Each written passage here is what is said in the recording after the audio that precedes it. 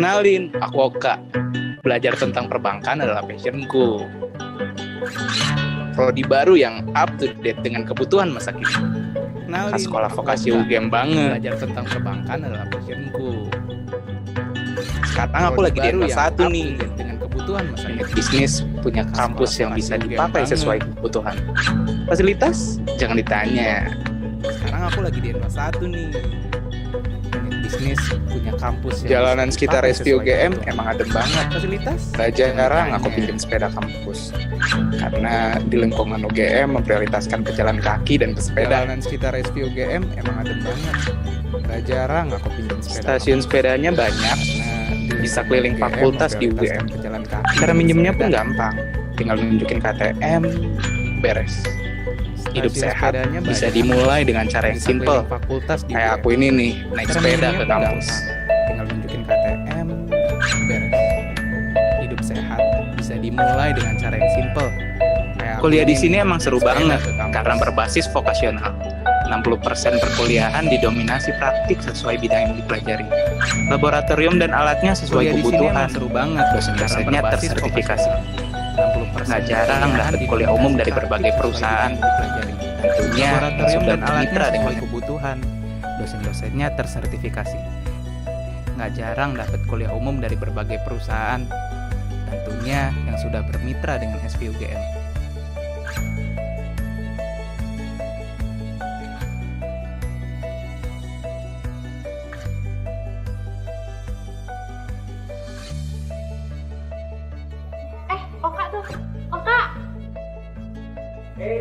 Lagi ngapain? Ini nih lagi cek-cek beasiswa baru. Lagi cek-cek beasiswa? Iya, udah lihat belum di vokasi GMF? Belum. Belum banget. Oh iya, bagus ya. Iya, kalian tahu nggak? Ada berita baru loh di Instagram SVGM. Ini coba lihat. Ada ekspor luar negeri. Ini ada Korean Food Festival, ada summer course. Oh iya, banyak bagus ya. Sebagai mahasiswa tingkat akhir, perpustakaan jadi sahabat aku. Tempatnya adem dan tenang. Enak buat ngerjain tugas. Ada juga ruang khusus untuk diskusi. Untuk yang lagi ada proyek kelompok, namanya perpus bikin betah.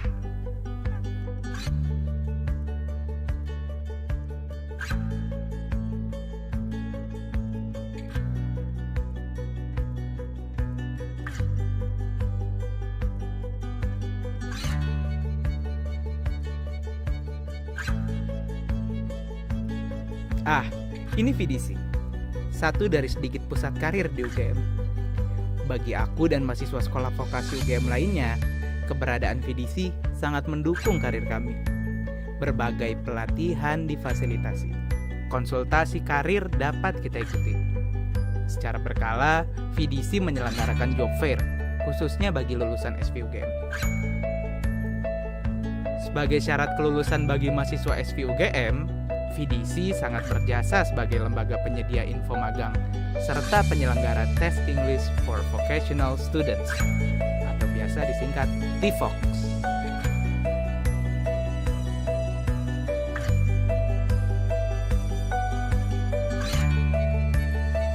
Dunia perkuliahan tak melulu soal belajar ilmu pengetahuan dan mempersiapkan karir. Di SVUGM, aku bebas mengasah bakat dan mengekspresikan diri melalui UKM pilihanku. Seperti aku ini nih, lagi ada di Gasita, unit yang memperkenalkan tentang gamelan yang sudah berprestasi di dalam maupun di luar negeri.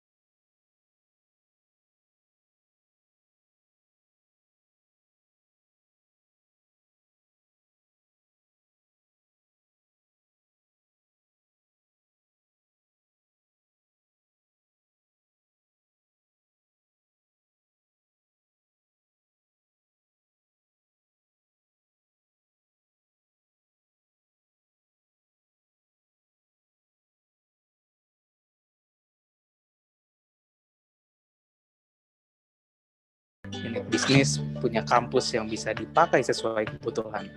Fasilitas? Jangan ditanya.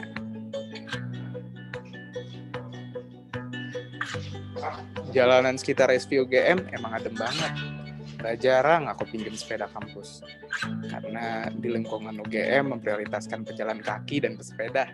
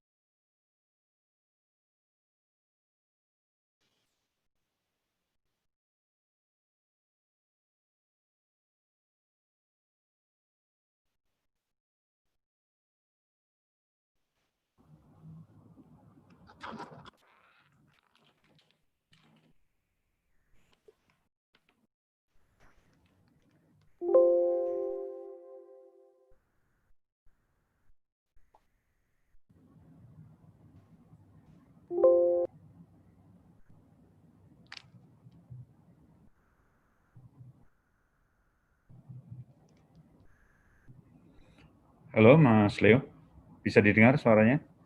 Ini saya Pak Dekan. Oke, siap. Alhamdulillah. Ini pembicara kita, Kevin, sudah hadir juga. Hai Kevin. Hello, Mr. Kevin. I'm August Mariano. Kevin, this is our Dean. Oh, your microphone is still muted. Okay, great. Okay. Okay. Nice to meet you. Hi, Leo. You too. Hello, Mr. Kevin. Okay, I don't know exactly how to use the backdrop. Oh, it's fine. No, it's not that you're not obliged to use the backdrop. It's fine. Okay. It's fine. Yeah. Let's...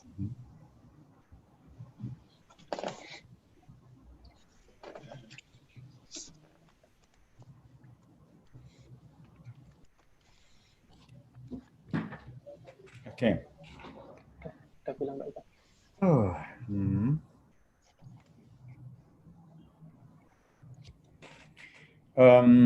Mr. Kevin, how do you do? Okay. What time is there? Fine. Sorry? What time is there in your country? It's about midnight, actually. Oh, God. Okay. I guess. But it's a weekend, so it's not a problem for me. It's nice to teach during the evening. Yeah. Are you in USA? No, actually, I'm in West Indies, in French West Indies. It's close to Jamaica and Venezuela, you know. Oh, there. But it's the same time of East Coast in USA, so that's why it's midnight. Okay. Yeah. It's in the south of United States. I was in Germany, so for 20 years ago, about 7.5 years in Germany. So then Germany. Okay. I live there. Okay. Yeah. So I guess that if you're midnight, maybe you are in USA or in Germany. So I ask you about that. I guess it's 6 o'clock in Germany Because there is a time difference of 6 hours with France. So it's similar to Germany time. Yeah. So. Oke, Pak Agus, kita akan mulai. MC sudah hadir, Dr. Agus Taika. Please.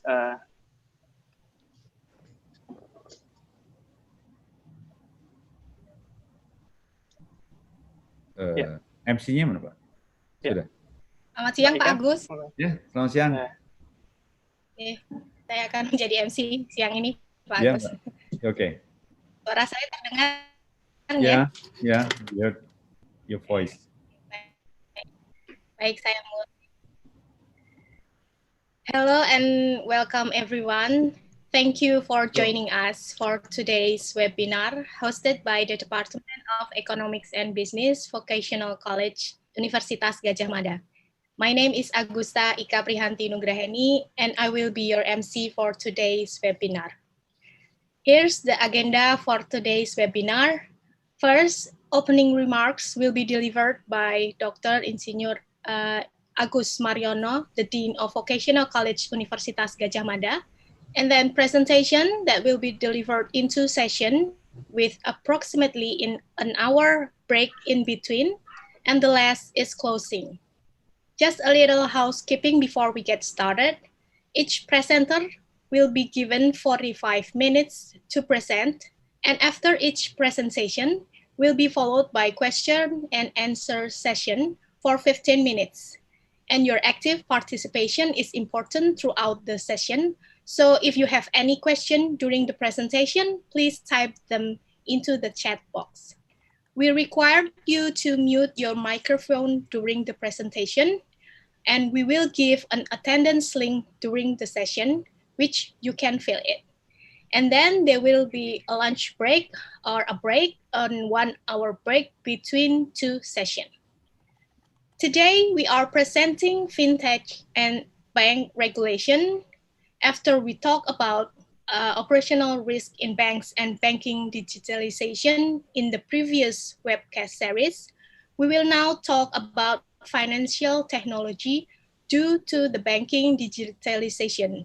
Further, we will also discuss bank regulation, as we know that the banking industry is highly regulated. Today's presenters are Dr. Kevin Spinasu and Dr. Aref Mahdevi Ardekani. And the moderator for today is Dr. Leo Indrawardana. This webinar is the 3rd series of our webcast series in banking and finance in conjunction with the international seminar series Dies Natalis Sekolah Vokasi Universitas Gadjah Mada 2020. Right now, I would like to invite Dr. Insinyur Agus to give opening remarks. Dr. Agus, please, the time is yours. Yeah, thank you very much. Can I show my very short presentation? Can I? I saw short presentations like that. Okay. So I would like to say thank you very much for the presenters that you have already provided your very valuable time for us to give everything, to give your knowledge about financial technology and also banking in Indonesia is very important. That's why Mr. Leo pursued to develop that kind of webinar to have more information about financial and also banking from your side. And I hope that this webinar will be fruitful for student lecture and also for the community around Indonesia. First of all, I would like to show you our university. And my background is the University of of us, University of Gajah Mada. You can see there. Yeah, the main building of our campus. Our campus is very big with 65,000 students, 65,000 students, and we have 21 faculty, and one of those faculty is our faculty of vocational college or applied science, faculty of applied science or faculty of vocational college.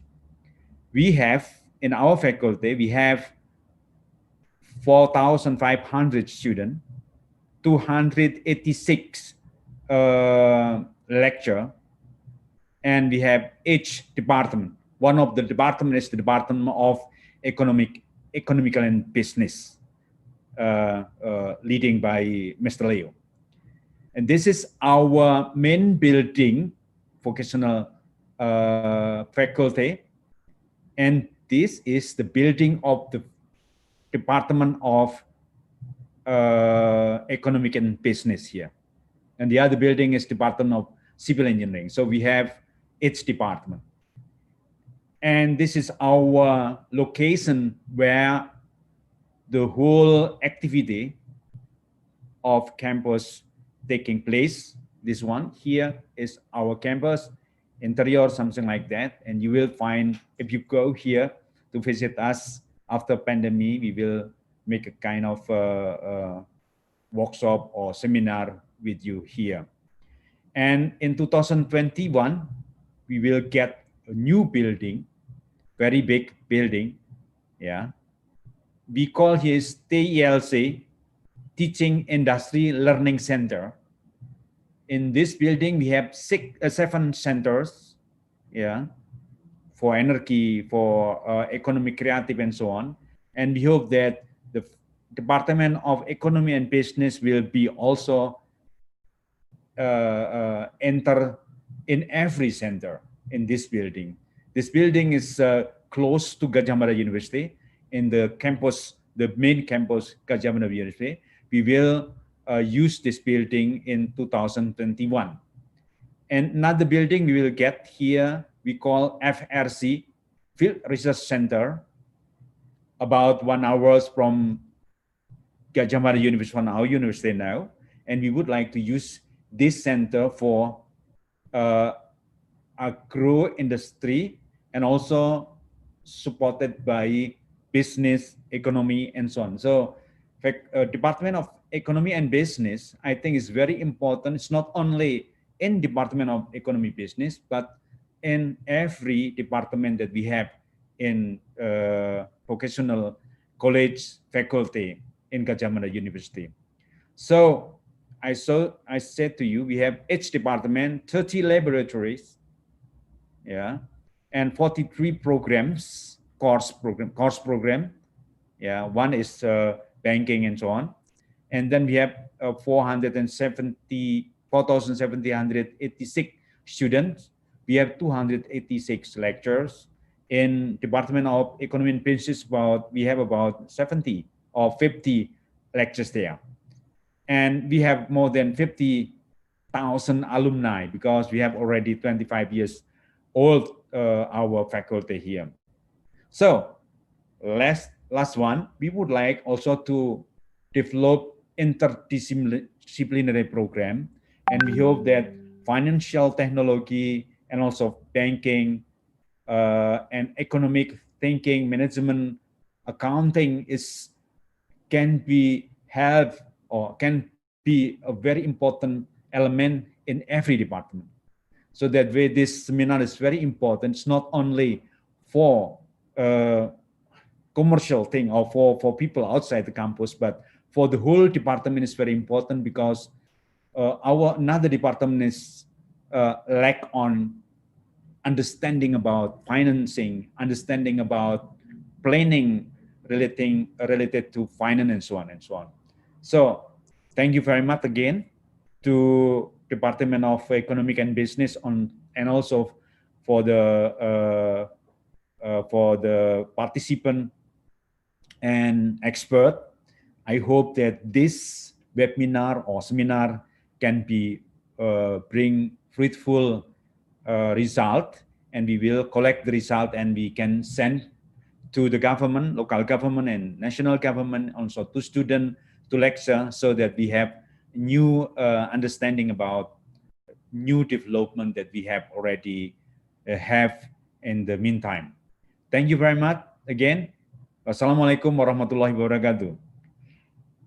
Thank you. Should I open this webinar? Yeah, and Bismillahirrahmanirrahim, I open this webinar.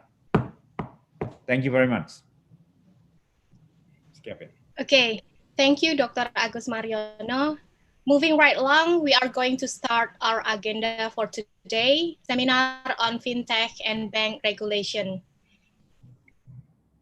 And it's my pleasure to introduce our moderator today, Dr. Leo Indrawardana, MSc, CFP. Dr. Leo had his PhD in Banking and Finance, and currently he is the head of Department Economics and Business, Vocational College, Universitas Gadjah Mada. His research expertise are in corporate governance, corporate finance, and banking. I would like to invite our moderator, Dr. Leo. Please, the time is yours. Thank you, Dr. Ika, Mbak Ika. Well, this is not really formal, actually. This is our webcast series. Is usually we discuss not that formal. Okay, so I will start this by introducing our special speaker here, Dr. Spinasu. Bonjour, Kevin. Tout va bien? Ça va très bien, merci Léo. Nice to remember some friends. Okay, I will just call you Kevin. Okay. This is not really formal, actually. Yeah. Okay. Then, Dr. Spinasu, or Kevin, he graduated from Université de Limoges in France, and now currently he is a faculty member in Université de Ontinyent, right? Am I pronouncing it right? Okay. Ontinyent, that's right. Ontinyent. Okay. Yeah. Forgot many things. And then his research interest is in banking and finance. Actually, we were in the same school when we were taking our PhD. So I would like to thank you, Kevin, for your time. We know that now it's midnight. So I hope everyone is appreciating by, you know, giving you some questions. Okay, hopefully. That's my pleasure. Okay, so you have 45 minutes. Well, you can extend it like 45 to 50 minutes for your speech, and the time is yours. Okay. So thank you. I will share my screen.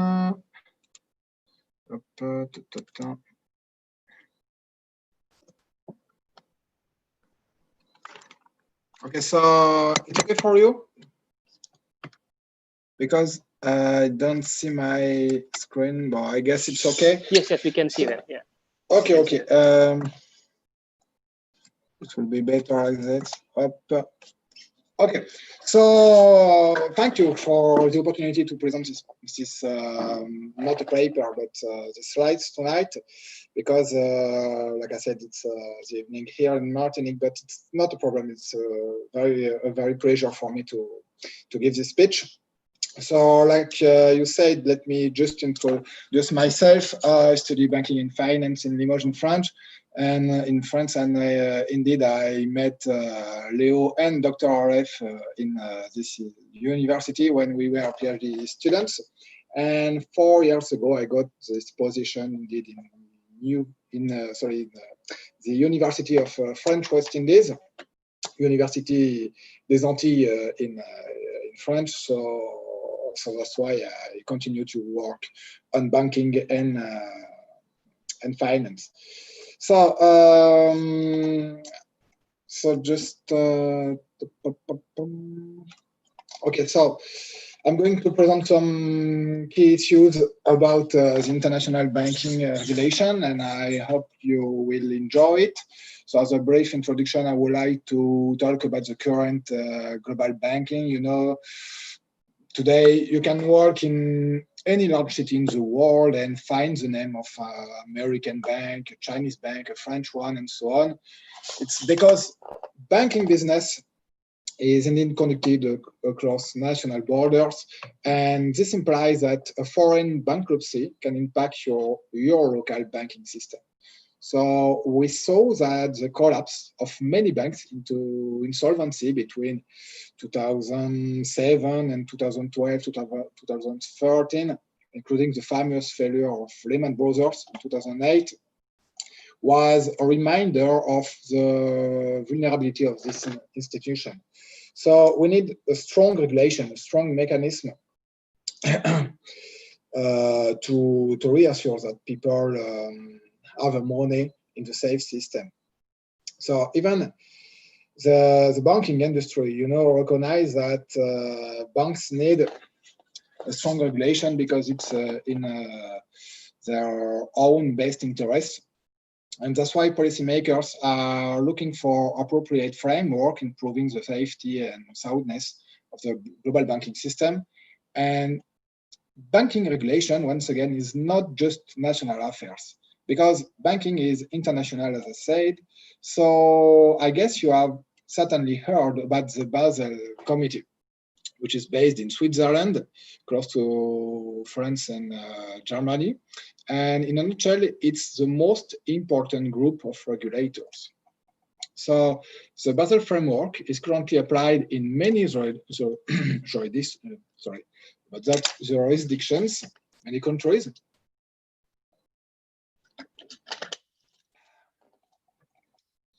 And I think you already know what banking is, because in the absence of bank, there will be real difficulties in going about everyday lives. For instance, companies, households, and governments often need to borrow some money, some cash.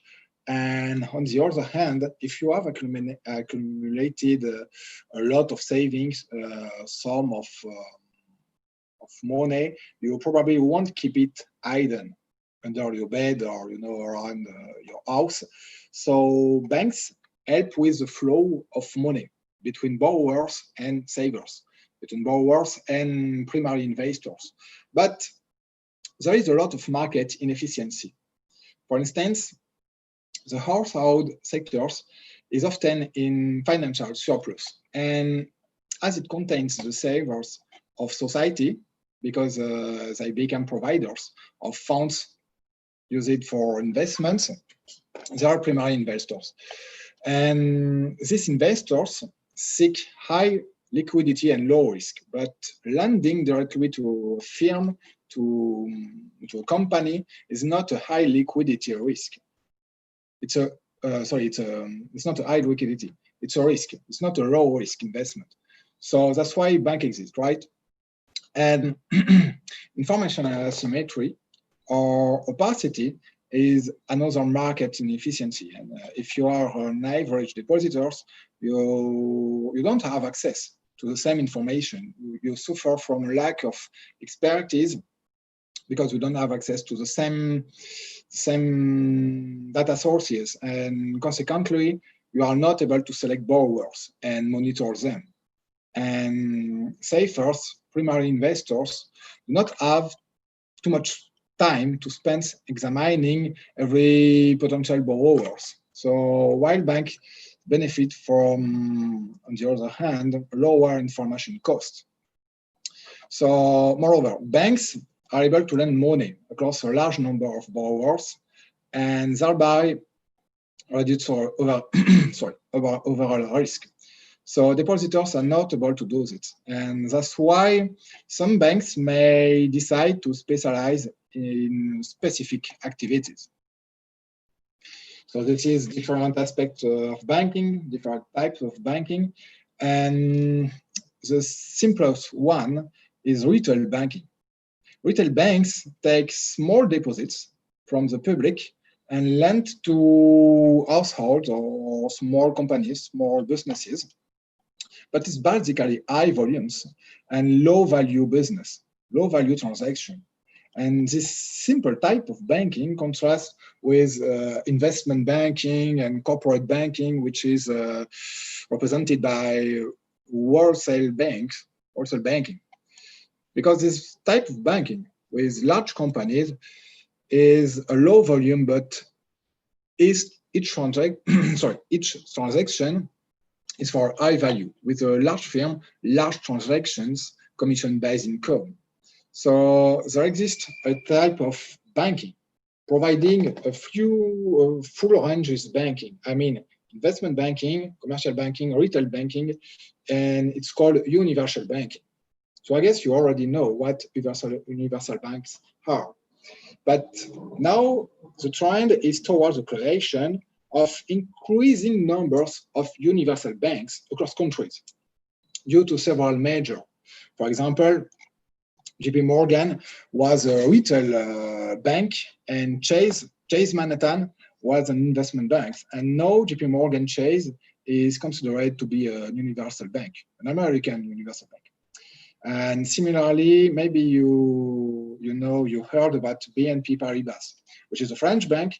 And at the beginning, this bank was a commercial bank called Banque Nationale de Paris, BNP. But Paribas was an investment bank. And now BNP Paribas is a universal bank, a big one. So JP Morgan Chase merged 20 years ago, just as BNP Paribas did. So it's clearly a trend for universal banks through mergers. So no need to say that universal banks are very large banks because they enjoy a lot of assets with worldwide segments, worldwide activities, and this universal model is very present in Europe. More precisely, Western Europe, universal banks dominate the European banking system. So just look at that. This figure shows that East Europe has many very large Western European banks, for example, French, British, or German banks, for example. But just note that Russia and Belarus represent political exceptions because there is a lot of Russian influence in Belarus, and there's a lot of Russian banks present in Belarus. But if you look at the bottom of this figure, in such Republica, Western European banks like the French bank Société Générale, for instance, represents more than 80% of the domestic banking system. And that's a huge market share. That's actually a major challenge for banking supervision in Europe. And that's why European central banks, the Bank of European Commercial Banks, decided a few years ago to supervise the largest European banks, already also called too big to fail banks in Europe. So European central banks supervise these banks instead of national supervisors, national regulators. And it's indeed very hard, for example, for a Slovakian bank or an Estonian authority to monitor a French or a German institution, because it's not the same scale, between these countries. So, and going back to this slide, the American banking industry, on the other hand, is somewhat different to the European structure, because the Americans have thousands of retail banks or small corporate banks, and that can be explained by the strong regulation after the banking crisis of 1929 and following the Glass-Steagall Act in 1943. American investment banking on the first part and commercial banking were separated. So that's the idea of the Glass-Steagall Act. And that's why a few banks concentrate a large amount of assets in Europe, especially in France, United Kingdom, and Netherlands, among others. And for example, BNP Paribas total assets were close to the French GDP, around $2 trillion. So this is due to the French-based, bank-based economy. France is not a market-based economy because there is only a small portion of corporate need to issue securities. The lot of firms in France is represented by very small firms. That's why this firm need to borrow from banks. There is no alternative from them. So as a consequence, bank financing predominates the market financing. And on the other hand, American banks do not concentrate such assets, as I said, because the aggregate assets of JP Morgan, Bank of America, Wells Fargo, Citibank, and the first one, Goldman Sachs, represent a small portion of the American GDP, because these banks represent the big five banks in America, in the United States. So we can see there is a huge difference between these countries. And nevertheless, we can clearly see, even if United States, a trend before the global banking crisis, where this concentration increased, even if United States or Japan or Spain, in summary, in every country, in this figure. So this clear trend toward largest assets is also perceptible in this figure. And after our global banking deregulation during 18th, the largest bank in the world were Japanese institutions. So look at their total assets. They reach around $400 billion in 1990. And 30 years after, now in 2020, the Chinese Big Four represent the world's four biggest banks by total assets. I mean, industrial and commercial bank of China, China Construction Bank, agricultural bank of China, and Bank of China. So the Big Four Chinese bank. So if you look at industrial and commercial banks of China, these banks represent around 4 trillion. So, sorry.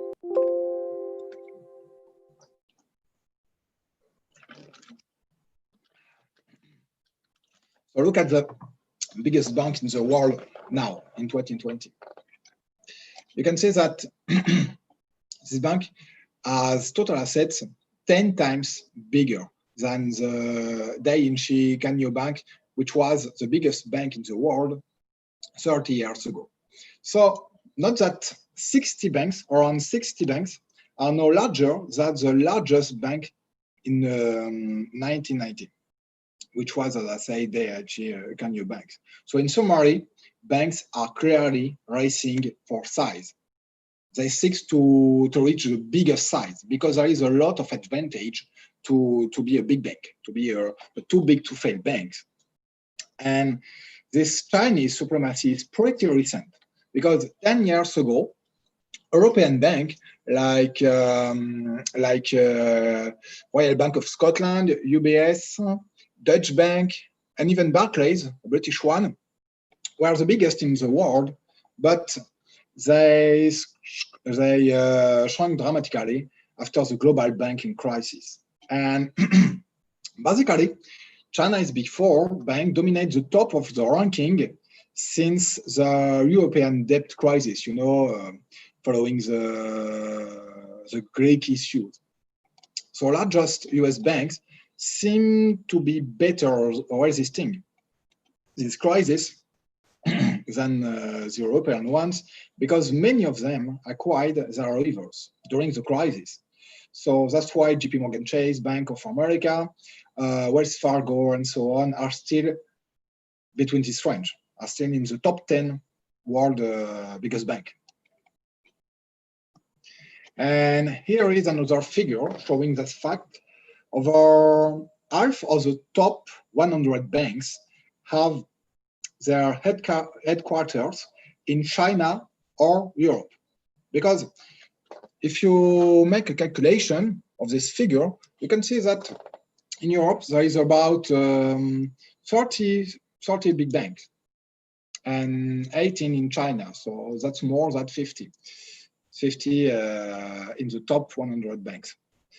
So we can also see that Japan, United States, Canada, Brazil, and Australia also host very large bank. But no need to say that that could be a problem for local government, especially in Europe and China. And for bank local authorities, if one of these banks fails, because it's a huge amount of assets for governments. So it's very, very complicated to deal with a large bank failure. So when very large banks fails, they may indeed be bailed out by central banks or governments, and that's commonly called too big to fail issue or too complex to fail issue, and which is obviously a moral hazard problem, because in a few words, the larger the failing bank and the larger the safety net, the public safety net, the safety nets provided by the government, by the public authorities. So let's compare two American banks, a very big one, Bank of America, and a very small one, Del Norte Bank. And Del Norte Bank is one of these very small commercial bank, because I already said that there is thousands of very small retail banks. So Del Norte Bank is one of them, and this bank have just two offices, two agencies located in two very small towns in Colorado, in the same state.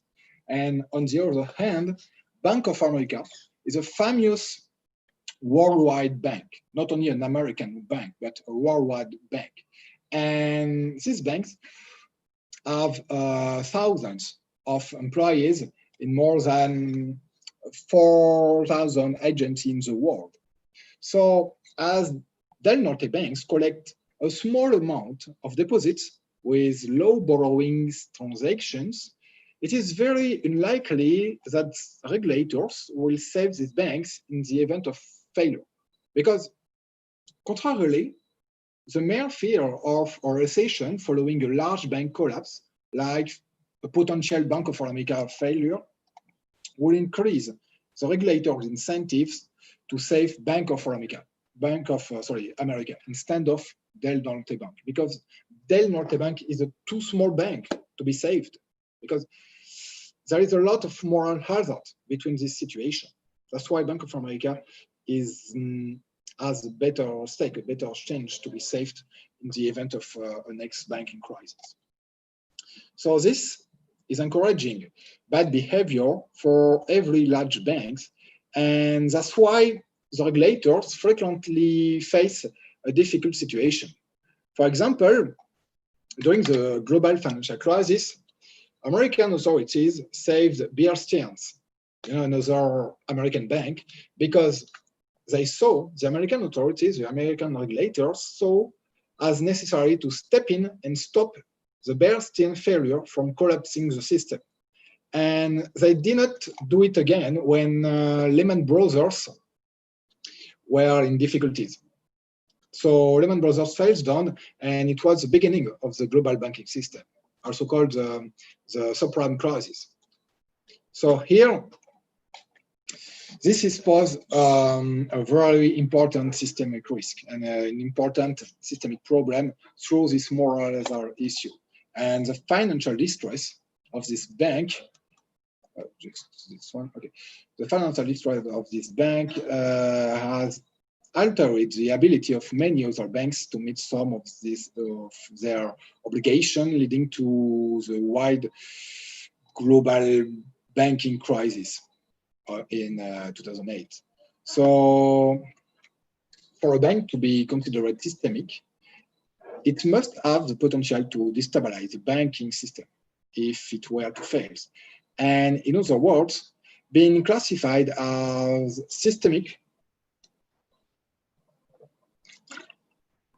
implies that if the bank, sorry about my voice, if the bank is classified as systemic, so this bank will disappear from the market And in the event of a disparition of the bank or the market, it will have very negative consequences for the economy in its home country than for the global economy. So here we can say that these banks are not only too important to fail, but also too interconnected to fail, too complex to fail. So those banks are also called global systemically important financial institutions, GSIFs, or global systemically important banks, so GSIFs. So here, it's a huge political issue because policymakers have to do something in the event of GSIF failures. Otherwise, this failure becomes a huge mess because of the complex interconnectedness in finance. So assume that a bank number one, fails to make payments to a bank number two. Since bank number two was relying of receiving that payment to meet its payment to bank number three, bank number two fails to make this payment, and so on. So bank number three will have difficulty to make another payment to bank number four, etc., etc. So that's called a domino-like collapse. And if you break the first link between two banks, you will break all the subsequent chain, and that's the idea of the domino-like collapse, the domino crisis, the domino effects. And this effects implies another negative consequence, which is a market asset devaluation and an interbank freeze, because the interbank market is a very sensitive market, a crucial and major market in the banking activity, which can strongly impair the world financial system when all risks are highly correlated. And as banks own interbank liability, as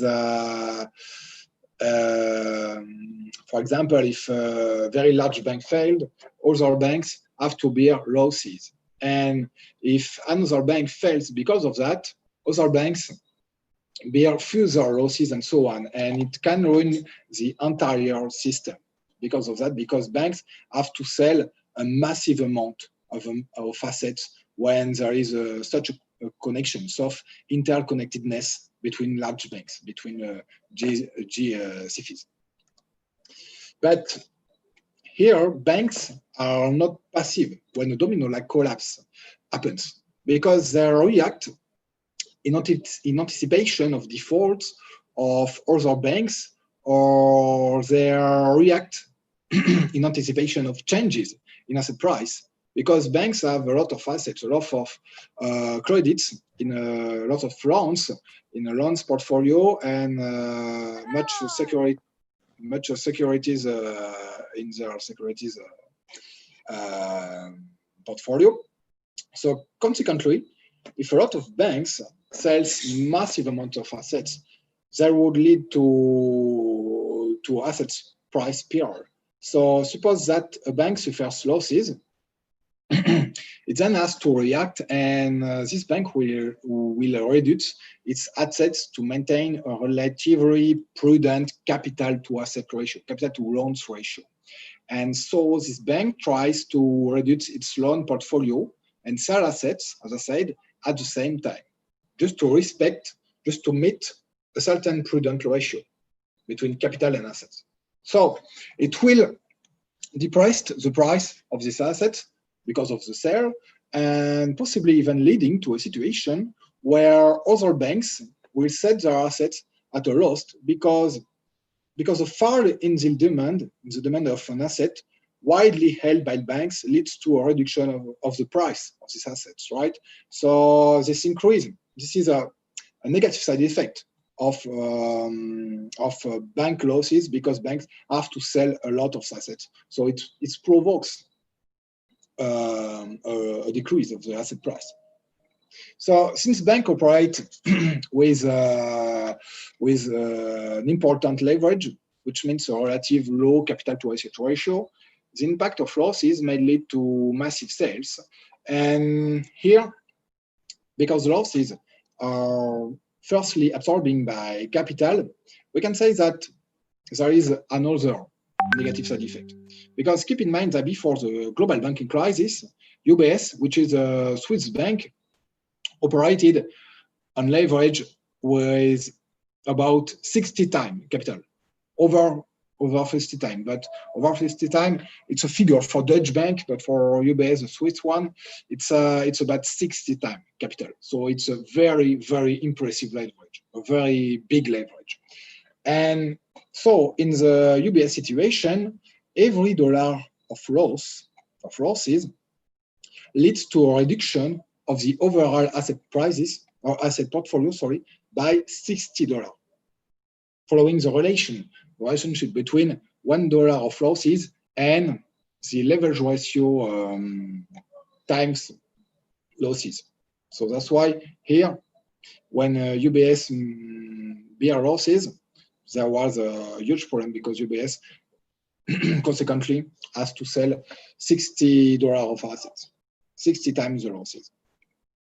So partly of this, Switzerland central banks has urged UBS to improve its capital ratio after this global banking crisis, because this is threatening the entire system, the entire financial and banking system.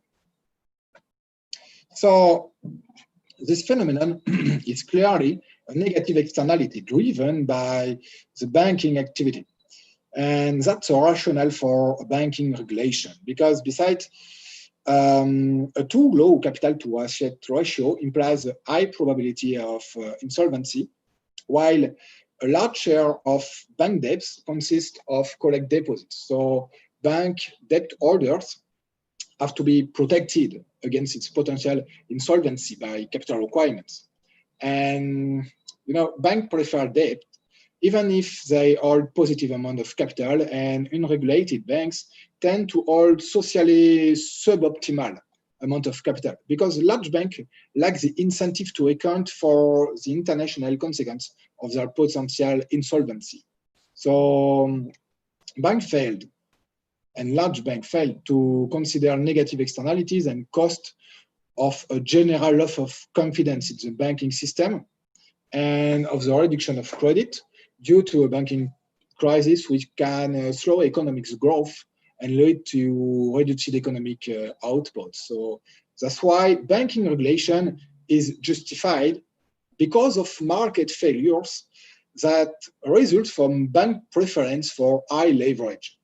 High leverage, I mean a too high level of debt.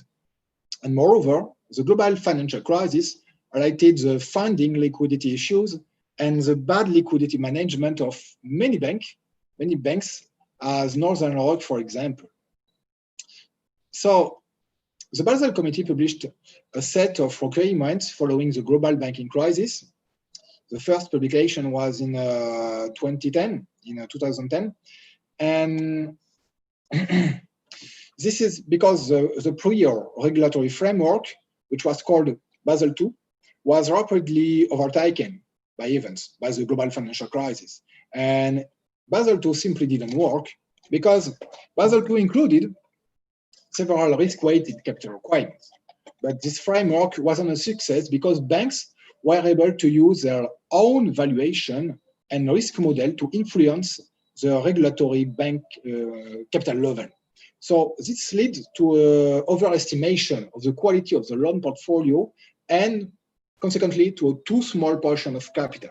So that's why banks are mainly undercapitalized, just prior to the financial crisis. And that's why, in order to reinforce this macroprudential regulation, the Basel Committee suggests a minimum leverage ratio that includes off-balance sheet exposure, because off-balance sheet operation transactions represents a key issue in the current regulatory and political preoccupation, political problem. So that's why this leverage ratio is a nice and interesting tool to incorporate these off-balance sheet exposures. And these new restrictions is like a kind of backstop, to the risk-weighted capital ratios, because it's a supplementary tool. It's a kind to offset the weaknesses of the risk-weighted capital ratio, because this leverage ratio did not replace the risk-weighted capital requirements, just a complementary tool. There is a non-sensitive risk capital requirements and risk-sensitive capital requirements, and the two capital ratios cohabit here in the new Basel framework. So it was necessary to do that, to suggest this regulation, because in 2013, many banks had a capital at around 10%, 9, 10, 11% of risk-weighted assets. So it's a nice figure, but this figure falls into only 2%, 3%, maybe 4% before risk weighting. I mean, 2 or 4% of leverage ratio, risk insensitive capital ratio. So risk-weighted capital requirement is not enough. That's why banks have to comply now with a minimum leverage ratio of 3%, which is about the same as for the largest US banks prior to the global banking crisis. So that's why maybe 3% of leverage ratio is not enough. We don't know exactly what's the optimal figure, but 3% was already implemented in America, in the US banking system, but we didn't avoid the global banking crisis. So maybe it's not enough. So here we can see some countries which began to implement leverage ratio restriction in addition to risk-weighted capital requirements before the implementation of the Basel III leverage ratio. So in other words, Switzerland, Canada, United States, as I said, and more recently, United Kingdom implemented a leverage ratio just before the publication of the Basel III requirements, the Basel III new framework. And note that some of these countries, as in Norway and Switzerland, for example, make a distinction between small banks and global systemically important banks, GSIFIs, because here small banks are generally only subject to a minimum leverage ratio requirements, while on the other hand, leverage ratio add-ons are applied to institutions, to banks that are considered of systemic importance, like 2% in Switzerland, or 2% in Norway, and 3% for OCs, which is a kind of too big to fail banks, a kind of systemic banks, systemically important banks. So since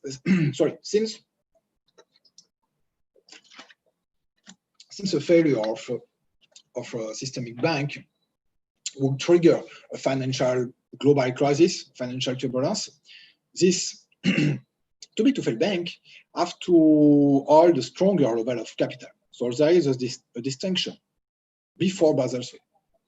So now let's see pro and cons of this leverage ratio, because there is a lot of work, academic work works about this issue.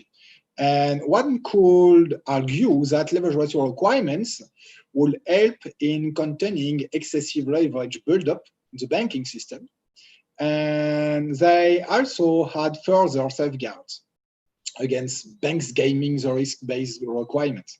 So that's why leverage ratio restrictions should therefore increase banking stability.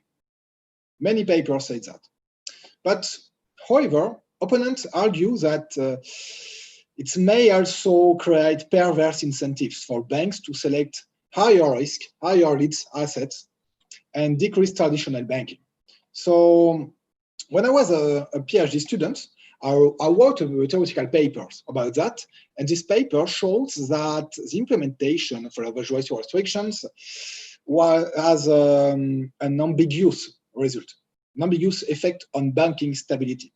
And this effect depends on the ability of the supervisor to audit and sanction bank, and to punish bank which lies about its risk. So for me, leverage ratio is not the perfect tool.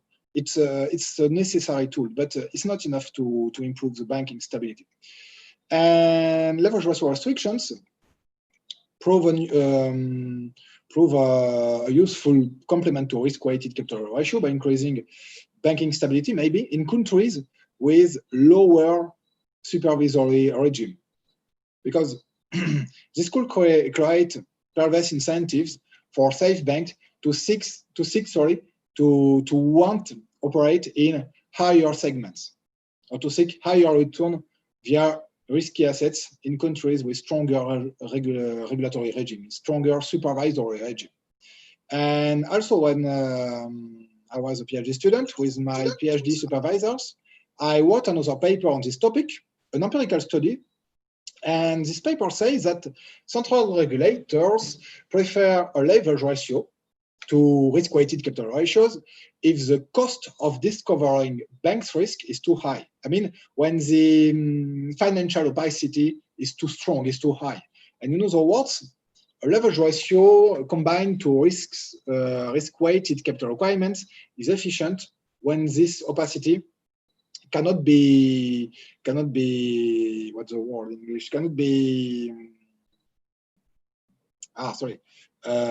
be circumvented by the supervisor of the banking system.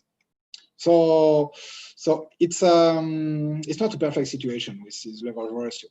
It depends of the capacity, the ability of the supervisor to monitor banks, and it could also depend to the pro-cyclicity of the banking system. So there is a lot of issues about that.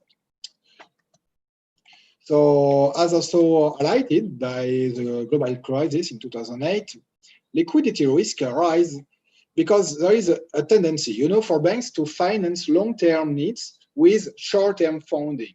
So a lot of banks use commercial papers, for example, which is a short-term funding. And this is usually not a problem when there is no crisis. But when banks are perceived by the market to be financially healthy, there is no problem. But before a crisis, so it's pretty easy for a bank to refinance new issues of commercial paper, for example, when the former issues become mature, and so on, because it's a short-term gain, So that's why banks have to refinance new issues. But as soon as the bank experience financial distress appears, it's liable to become impossible for the bank to roll over, to refinance its short-term funding. And liquidity management consists here in two parts. Asset management, it's making sure that there is enough cash or near cash available, and liability management. And this liability management seeks to avoid excessive outflows of cash to repay creditors in the near terms. And about asset management, Basel rules insist that banks maintain a high liquidity coverage ratio, LCR, liquidity coverage ratio, because banks have to hold now enough cash to survive a 30-day market crisis in a potential stress funding scenario. Because this period, consider this 30-day period, consider a stress scenario where there is, for example, a downgrade of the bank's debt by three notches, from AA, from A, for instance, or, for example, a partial loss of deposits, or a complete loss of wholesale funding, and so on. So it's a very extreme scenario where the bank have to hold enough cash during 1 month. And there is another liquidity risk reducing measure, and this is the net stable funding ratio, the net stable funding rules, and it seeks to reduce bank dependence of short-term funding. So it's a kind of liability management ratio. And this ratio forces a greater proportion of long-term borrowing in order to avoid another Northern Rock fiasco. Because, you know, Northern Rock borrowed on short-term markets to lend many mortgage. So it was long-term loans. And this is worked until the short-term markets froze. And then this is the failure for Northern Rock. So that's why here the Basel Committee wants to avoid that, to avoid this event. And look at this formula, because here the numerator is calculated by multiplying each category of funding by an available stable funding factor, which is determined by the Basel Committee.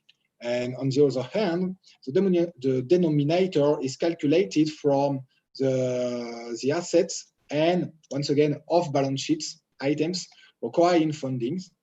That's why each category of this is multiplied, once again, by a factor, a required stable funding factor, also determined by the regulator.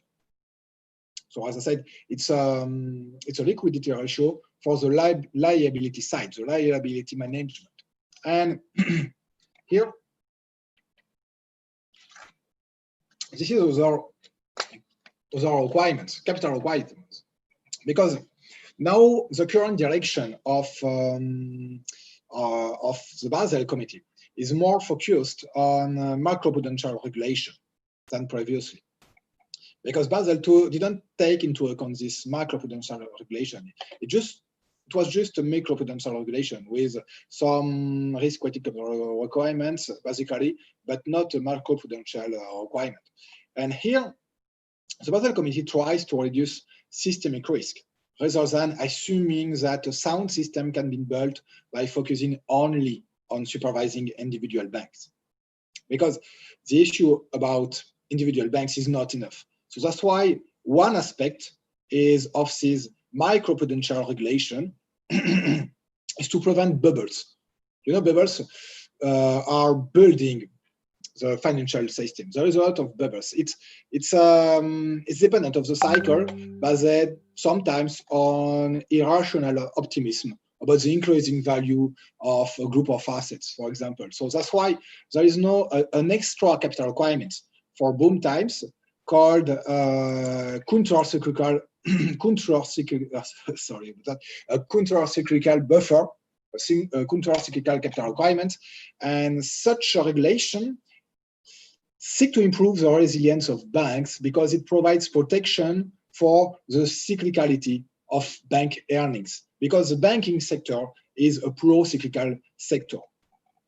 So there is also just at the same time, there is also a capital convention buffer, capital convention requirements, which is a requirement, a buffer of 2.5 of the bank's total exposures that needs to be met with an additional amount of capital. And if a bank does not meet this requirement, new constraints applies, new constraints of dividends, for example. And these ratios are designed to ensure that banks build up capital during normal times so that it can be run down when losses happen, when losses are incurred during period of financial stress. And there is another buffer, a very important buffer for too big to fail banks, for systemic banks, because global systemically important global systemically important banks must have higher loss absorbency capacity for obvious reason, because here we want to have a safer banking system. That's why these banks, these systemically important banks, have to hold higher capital ratios. And that's why the Basel Committee has developed a methodology that include here many indicators to identify global global systemically important financial institution. And this additional loss absorbency requirements, I mean, the systemic risk buffer depends on the bank importance, of course, and that's a bank's disincentive to increase their systemic importance in the future. So here, let's see this figure from the French central bank. I mean, the Banque de France in French, which summarize the Basel III additional buffer, because there is a lot of buffer here, and the minimum risk-weighted capital ratio is equal to 8%, just as before, just under Basel II requirements, even if the capital definition is not the same one. But nevertheless, the figure, 8%, is the same. But the sum of capital conservation and countercyclical capital buffer may reach 5%, as you can see here in the figure. And in French, among other countries, there is a distinction between domestic systemic banks and global systemic banks, just here in orange. And of course, the global systemic buffer is higher than the domestic one. For instance, the Banque Postale, La Banque Postale, is a French bank, but maybe you didn't know this bank in Indonesia, because it's just a domestic systemic bank in France. So the systemic buffer is not very strong. But on the other hand, another bank like Société Générale or Crédit Agricole, which are global systemic bank, here has to respect another buffer, which is bigger. So in summary, this minimum capital requirements for very large bank can be equal to 18%. And it's a very, very substantial figure, right? So there is a clear improving of the capital requirements due to the addition of these buffers. So now let's say some words about the identification of the global systemic banks, because it's not an easy job, and that's the job of the Financial Stability Board, I mean the FSB, in consultation with the Basel Committee.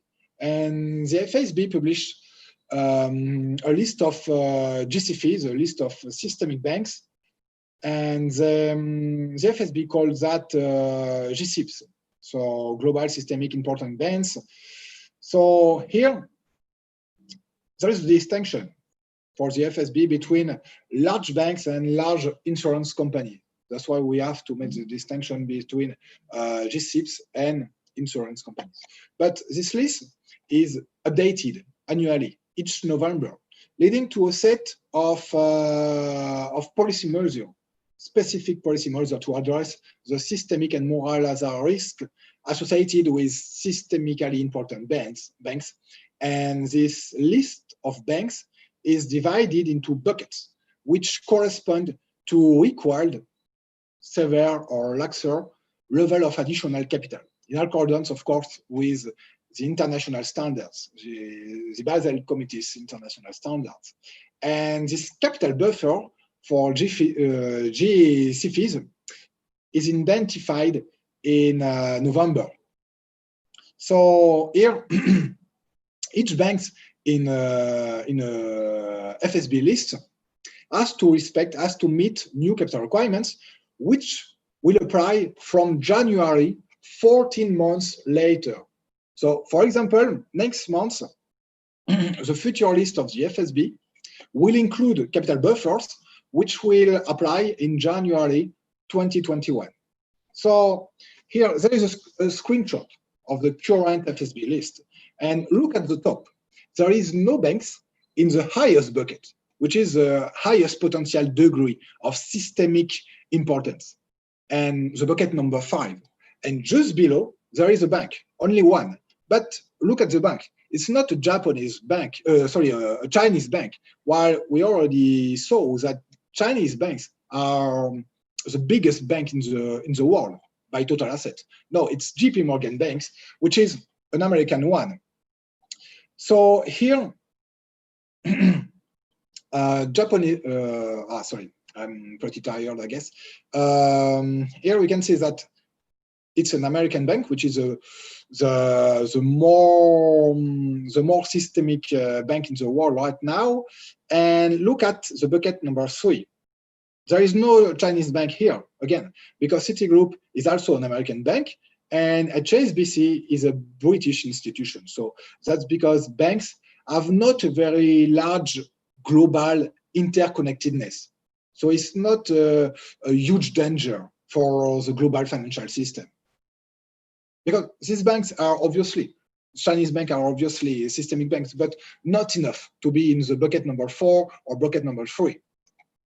So these Chinese banks are present in the bucket number 2 with BNP Paribas, for example. And that's not a surprise because BNP Paribas is the largest bank in France and in the Eurozone. So that's why this bank is here in bucket number 2. So we can see Mitsubishi Bank, Dutch Bank, so I mean Japanese and German banks. You can, in summary, you can show that several countries are represented in this bucket. And finally, this is the most complete list of banks in this bucket, in this screenshot. So in other words, this bucket represents the less important global systemic banks. So that's why these buckets are as levels of a pyramid, because the lower the bucket, the higher the number of banks within the bucket. So note that there is 4 French banks in the current FSB list, in bucket number 1 here and bucket number 2 here, BNP Paribas, Société Générale, Crédit Agricole, and BPCE, which is a group of mutual banks, BPCE, sorry. So this point out the very large concentration in French banking, because the French banking only include 6 major banks companies, and 4 of these companies are in the global systemic banks list of the FSB. So now it's time to talk about the current situation, because you already know that the global pandemic is a very major risk for the international banking system. And it's due, of course, to the coronavirus situation, because many banks could decide as a response to reduce their lendings. But a reduction of the lending, a reduction of the loan portfolio would be a dramatic economic crisis, because a lot of countries are bank-based economies, like France, for example. That's why the Basel Committee takes into account this extreme situation for a potential banking package, a specific banking package, in order to facilitate lending. And that's because many borrowers across different sectors are facing difficulties in repaying their obligation as they come due. So many regulators and many supervisory authorities have made guidelines, have made statements for banks on how to deal with the impact of the global pandemic, the impact of the coronavirus, including in relation to easing loan terms and condition for impacted borrowers or impacted sectors in the economy. And in other words, these days, banking authorities have to specify how to make best use of the flexibility of the existing regulatory frameworks, because there is a kind of flexibility in the Basel III framework. So, in other words, following the financial crisis, and thanks to the Basel III requirements, especially capital requirements, the global banking system is far more robust and banks are better capitalized. But it's not enough, because this crisis, the coronavirus crisis, is very strong, very brutal. So last month, the European central banks announced a laxer, a more indulgent computation, more indulgent calculation for banks supervised by the ECB in the leverage ratio. So for this leverage ratio, there is a less strict calculation for these requirements. But many GCFs in Europe are supervised by the ECB, by the European Central Banks. So it could be a problem because these banks could be more riskier. Could take more risk. So we don't know exactly how banks will deal with this laxer situation. And even the European Union adapted banking rules, and the implementation of Basel III reforms of 2017 has been reported by 1 year to 2028 due to the coronavirus situation, because it's a very strong crisis, maybe, very strong economic crisis. And to conclude my presentation, I chose a nice cartoon implying that the current regulation won't be enough, because sooner or later banks will be able to circumvent the current requirements, and the Basel Committee will have to suggest a new set of regulatory measures. So it's more than likely that the Basel IV, Basel V, or maybe Basel VI may be published within some years. Okay, so I finished my presentation. Thank you again for your attention, and thank you again for me the opportunity to present this tonight. And sorry about my voice. Okay. Thank you, Kevin. You look tired, and again, we thank you for your time. We know this now it's midnight there in Martinique, right? So no, basically, it's 1 o'clock. 1 o'clock. Okay. So just to give you the big picture about our participants. Most of the participants are banking students at the Bachelor Applied Banking. Okay, so we actually already discussed about the bank regulations and also the importance of bank equity, how it differs from industrial firms, and why the regulators are interested in bank capital. So I think we can follow your presentations. I know this is quite heavy maybe for them, but we already discussed this in this semester, also previous semester. So well, now we have one questions. Okay, and this is in Indonesia, so I will translate it for you. Oh, this is from Tika Mauludina, one of our student here. Okay, do you think that bailing out Lehman Brothers at the time is a good decision? Actually, we don't know, because it's a kind of dilemma. If American banking authority didn't save Lehman Brothers, Lehman Brothers, this will be a very bad signal for other banks in America, because it could say, we saved Lehman Brothers, so we can save every bank in financial distress, and it will be a huge moral hazard issue. So I don't know exactly.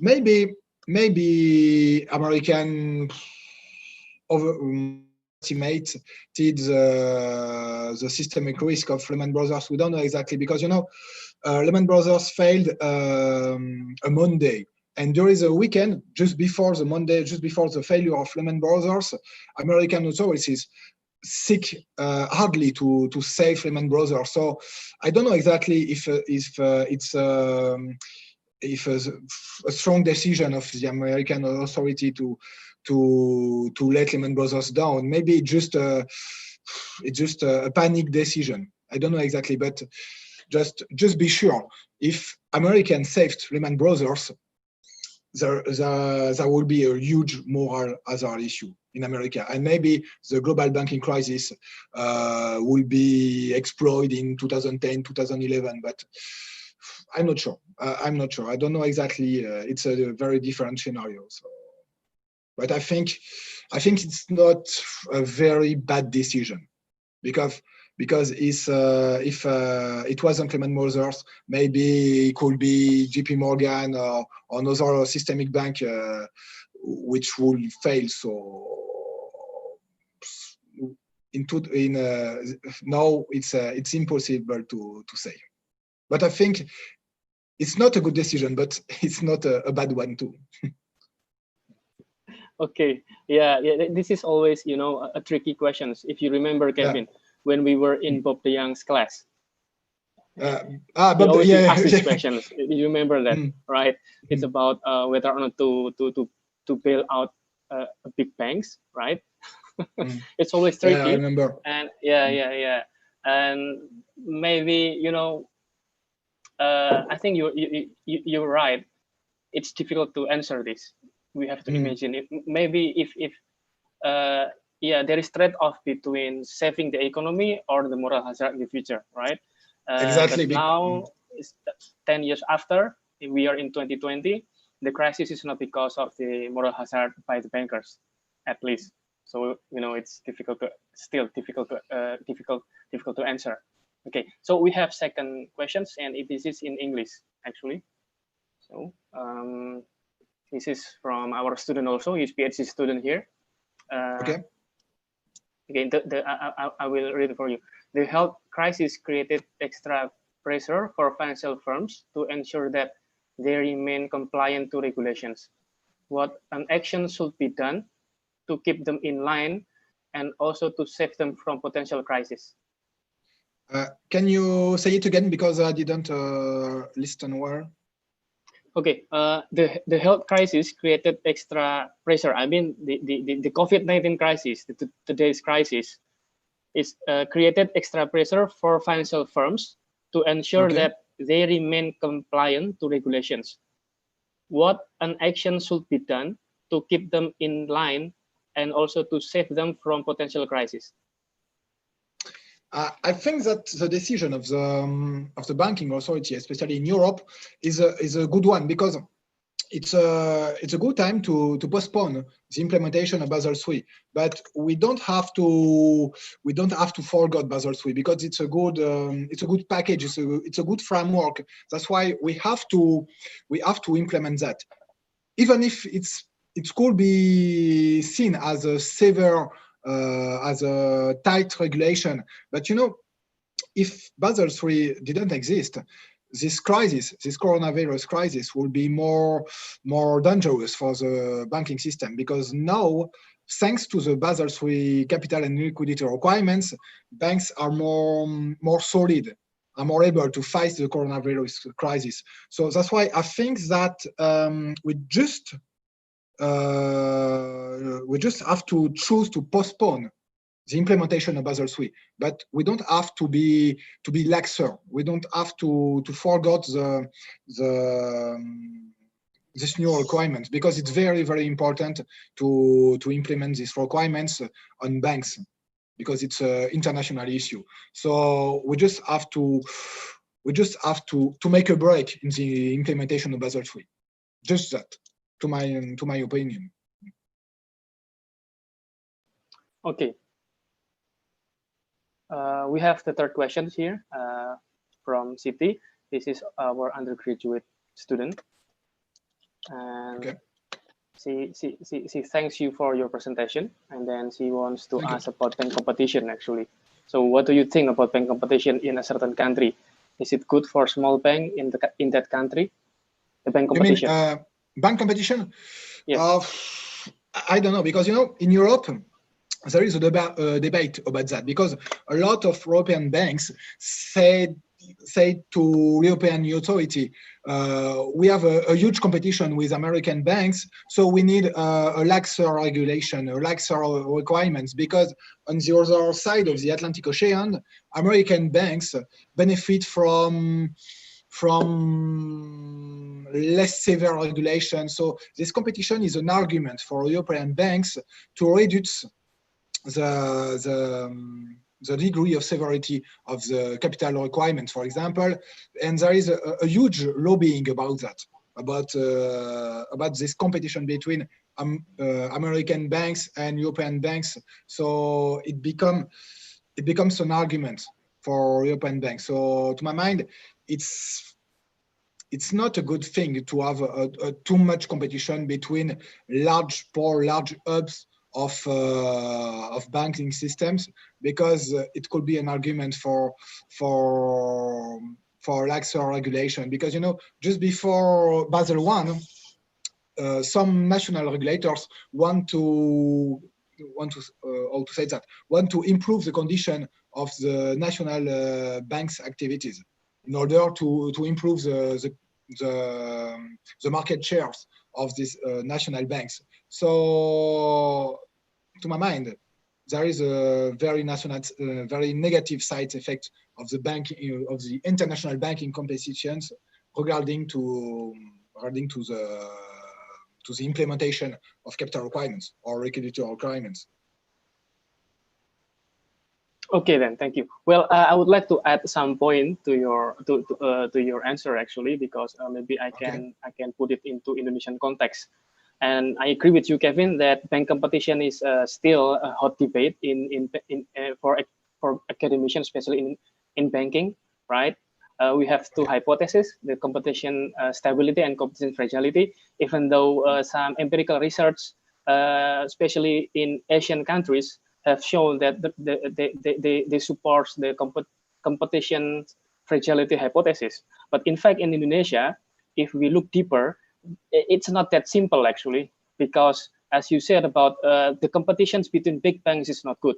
Yes, we have one empirical paper published in International Economics in 2019, if I'm not mistaken, by Wahyu. You know Wahyu? You still remember Wahyu? Wahyu from Limos. Yeah, Wahyu. Yeah, that Wahyu. Wahyu? I didn't remember this name. What is his family name? He was in the same office with us actually, from Indonesia. The Indonesian guy taking PhD with us. Wahyu Sudarmono. Well, it's okay. Anyway. Okay. Well, he found that if the competition happens between the big banks, the result is not good. The result is ugly. So it will increase the instability of the banking system. But if the competition happens between the small banks, it's actually good because it increases efficiency between the small banks. Okay, so we have quite unique regulation in Indonesia, and the government actually divided banks into 4 groups. Okay, and each group has their own activity restriction. The bigger the banks, the more relaxed activity restrictions. So this is quite unique. So if we're talking about bank competitions, we actually have to look at the context, because we know that even though most of countries have implemented Basel II, but they have their own regulation. Like your dissertation, we have supranational regulation, we have local regulation, right? So it's also difficult to answer actually. Well, we're shifting to the 4th questions. It is from Anissa. She's also our student here. Okay, this is in English, and I will translate it to you. Okay. Okay. So it's about the changing in the capital ratio. Okay, I'm reading this. Yeah, it's Indonesian. The 4th one. Well, I'm trying to synthesize the questions here. It's about the change in capital ratio. Okay. You mean with the change in capital ratio will reduce the moral hazard by banks? Okay, like increasing the capital ratio, because at the same time the banks also knows that we have implicit guarantee. Sorry, I don't see the question. Oh, it's in Indonesian. Yeah, okay, sorry. Okay, sorry. Okay, sorry. So can you repeat the question? My bad. Okay, so will the change in capital ratio will be able to effectively reduce the moral hazard actually? Because bank knows that if they are big banks, they can rely on the implicit guarantee. Yes, that's right. That's why here the Basel Committee want to increase the capital requirements for biggest banks, because these banks represent a threat to the banking system. So I'm agree with this. It's a nice way to reduce the moral hazard problem by increasing the capital requirements of systemically important banks. Okay. Yeah. Then we have our 5th questions. It's in English. Okay. So Yes, that's a right. question of Muzuddin, that's right? Yes, yes. Okay. Yes.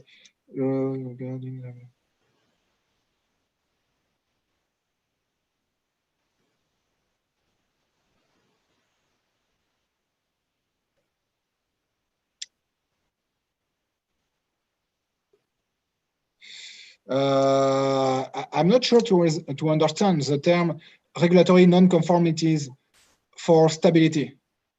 What do you mean about that? Because it's not clear for me, especially at this time in the evening. Okay, yeah. It's midnight there. Non-conformities. I don't know exactly what's it. Okay. Okay, Mas Muiz, perhaps you can write it down in Indonesian about what do you mean with regulatory non-conformities for stability.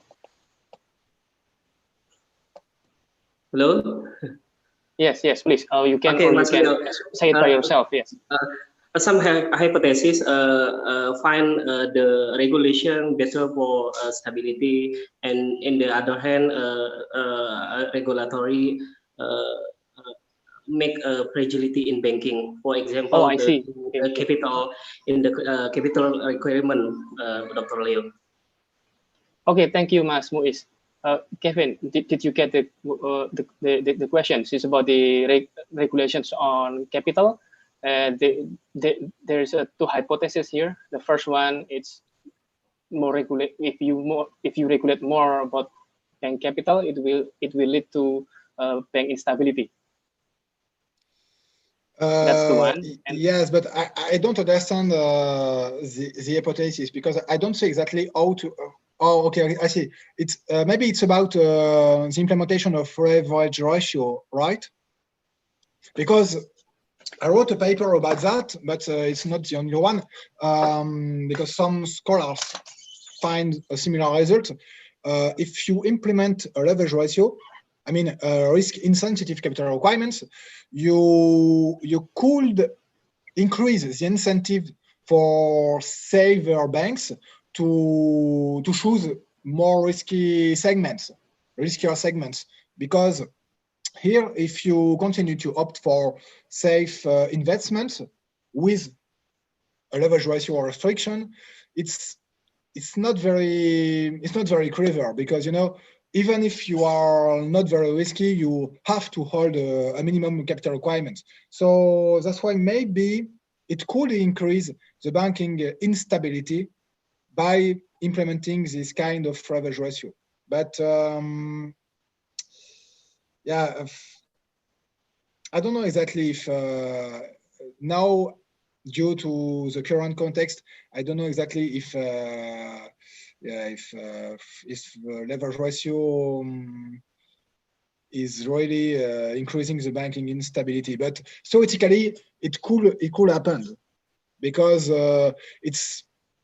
it's more expensive in terms of capital, in terms of minimum capital requirements to opt for safe investment. So maybe some banks would like to increase the level of risk. So I don't know exactly if it answers your question, but for me it's Yes. Oh, so I think I can.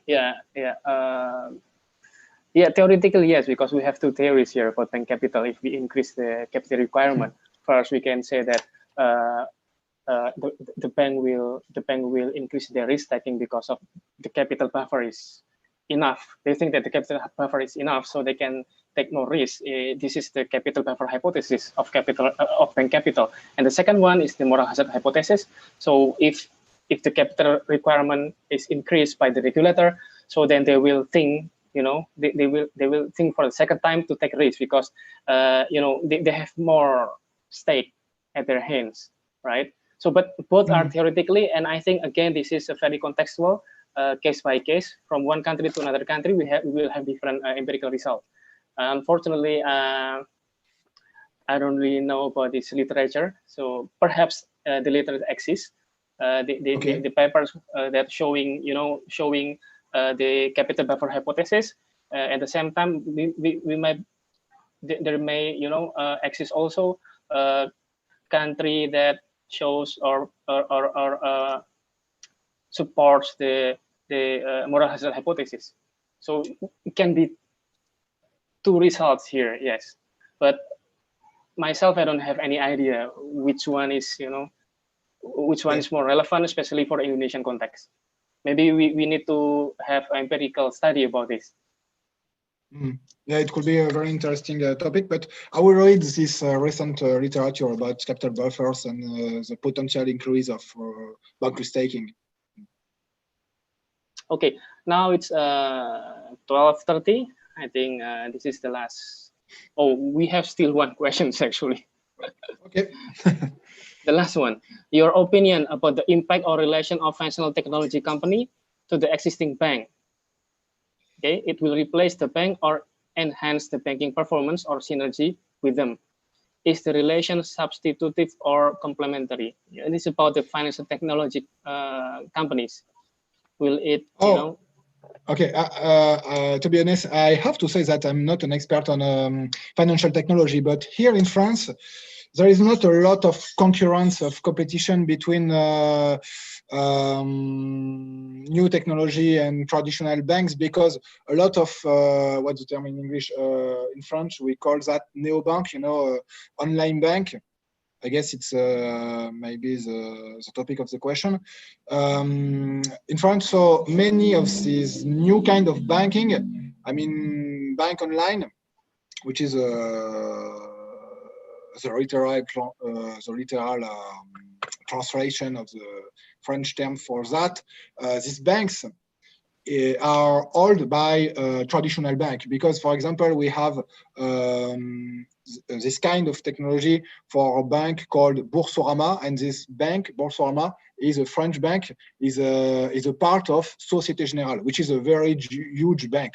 So for me, it's more it's complementary. It's complementary. There is no, for now in France, there is no huge competition between banks about that. Just another kind of banking, but the major banking groups, the major banking companies in France are using this financial technology company. So I don't know, but in France, I have no example of a big competition. Maybe Orange Bank. Orange Bank is a bank online created by an insurance company, but it's still a financial company. So now, even if I'm not an expert on that, I think there is no big competition about banks, and for me, it's complementary. Okay, thank you for your answer. And I think the last questions, we will discuss the last questions in the next sessions with Aref. Unfortunately, maybe both of you will not meet because we know this is midnight for you. And we will discuss the last questions in the next sessions with Aref. Yeah. Okay. Okay, but unfortunately, maybe both of you will not be able to meet. Yeah.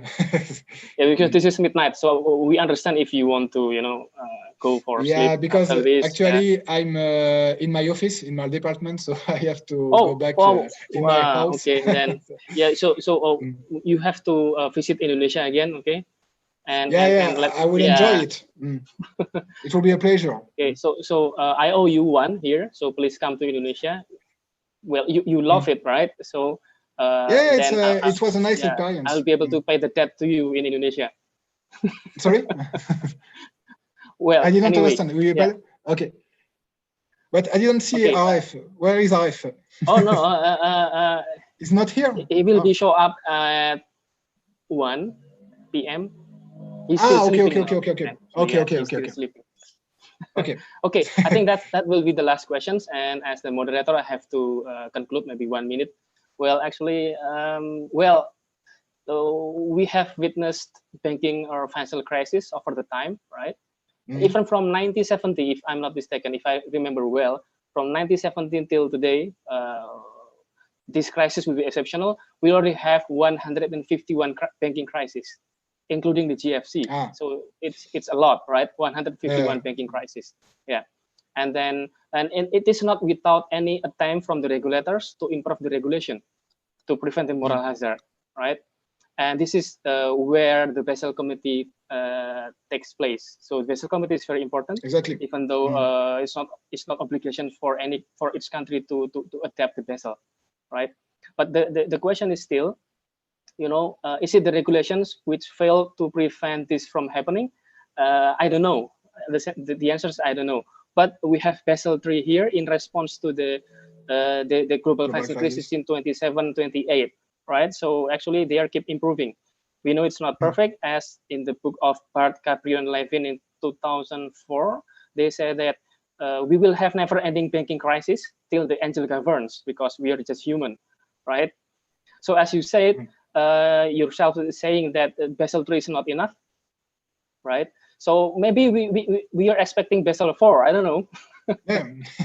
Maybe in 1, 2, 3 years. I don't know. We don't know. Yeah, we don't know. Especially after this crisis, because Basel always responds. They always improve their regulations after crisis, even though this crisis is totally different from the previous one, and the previous one is totally different from the previous one. So and your presentations actually shows us something very interesting here, that banks are more concentrated, and it's adding more and more the too big to fail banks or globally systemically important banks, right? Even though the Basel III has made an attempt to regulate the capital, you show to us that the capital could be up to 80%, right? For the in France, yes, for the more systemic banks in boom times. Okay, so to sum up, the bank capital is always be an interest for the regulation, because it will shape the risk-taking behavior of the bankers. And as I said before, maybe we are expecting the Basel IV, right? Let's just wait and see. Okay, Kevin, thank you very much for your time again. Thank you. Many thanks. This is midnight and you are at your office. No, it's not midnight. It's almost 2 o'clock. So almost 2 o'clock. Yeah, it's morning. 22 o'clock. Yeah. Okay. But it's nice experience. So. Well, yeah. Thank you for saying that. Okay.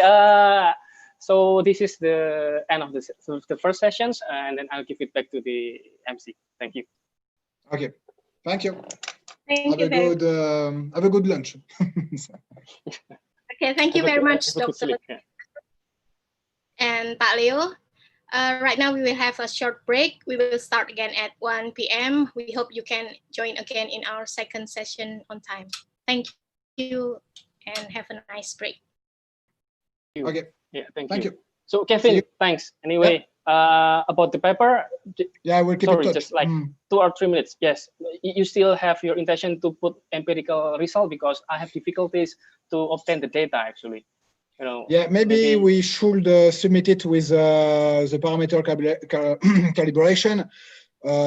It could be a good idea. Maybe the referee will say us to add an empirical study. So I don't know. It depends on the review, on the journal. So we have to think about that.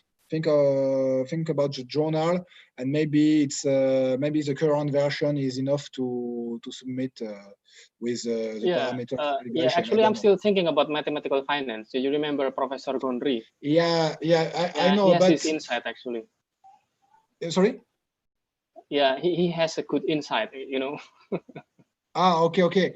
Yeah, but for me, the quality, the main advantage of this paper is the story, because the mathematical stuff, it's good, but it's not very impressive. It's pretty common. So I don't know if you could reach this kind of top journal in mathematical issues. I don't know. I think we have to choose a journal with how to say that, with a kind of love for good stories instead of strong mathematical models. I don't know. We have to discuss about that. Yeah, we have to choose a good journal. Yeah. Okay. Then thank you, Kevin, again. Okay. Thank you again. It's midnight, and It's not Pon Nui anymore, right? It is in the morning. Sorry, it's not? No, I would Yes, say it's Pon Nui, but it's morning there. Okay, yeah. So I know, but hope see you again soon. Okay, hopefully yes. maybe I'm going to France. No, in Martinique perhaps, I don't know. Or you go to Indonesia. Okay, right? Okay. Mm. Okay I then. would like See you. Thank to you. visit. Okay, Yeah. thank you. Have Have a a good good night. rest. Have a good lunch, and have a good seminar. And say hello to RF for me. Oh, sure. Yeah. I will tell it to him. I will pass it to him. Okay. See you again. Okay. See you.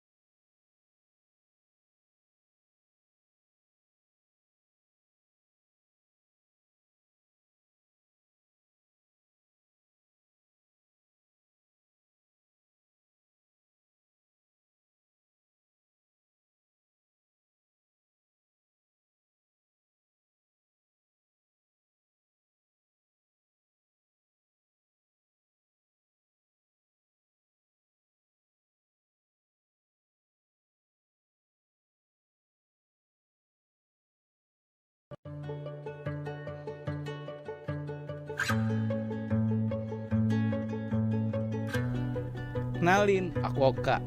Belajar tentang perbankan adalah passionku. Prodi baru yang up to date dengan kebutuhan masa kini. Khas sekolah vokasi UGM banget. Sekarang aku lagi di N21 nih. Unit bisnis punya kampus yang bisa dipakai sesuai kebutuhan. Fasilitas? Jangan ditanya.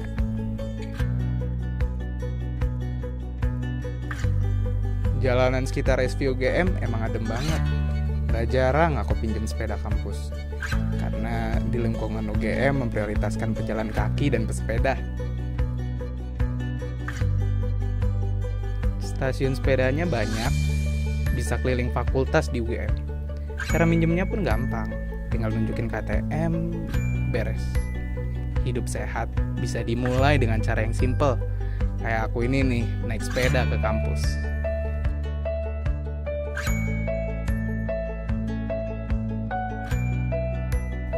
Kuliah di sini emang seru banget karena berbasis vokasional.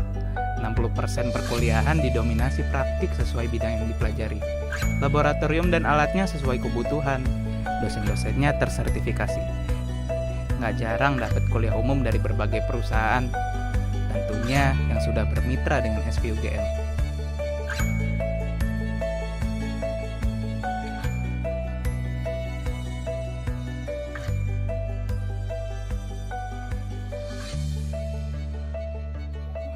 Oka tuh, Oka.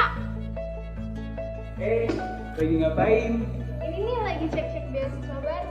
Lagi cek-cek beasiswa? Iya, udah lihat belum di vokasi GMF? Belum. Belum banget. Oh iya, bagus ya. Iya, kalian tahu nggak? Ada berita baru loh di Instagram SVGM. Coba lihat, ada ekspor luar negeri. Ini ada Korean Food Festival, ada summer course. Oh iya, Banyak bagus ya. Sebagai mahasiswa tingkat akhir, perpustakaan jadi sahabat aku. Tempatnya adem dan tenang. Enak buat ngerjain tugas. Ada juga ruang khusus untuk diskusi. Untuk yang lagi ada proyek kelompok, namanya perpus bikin betah.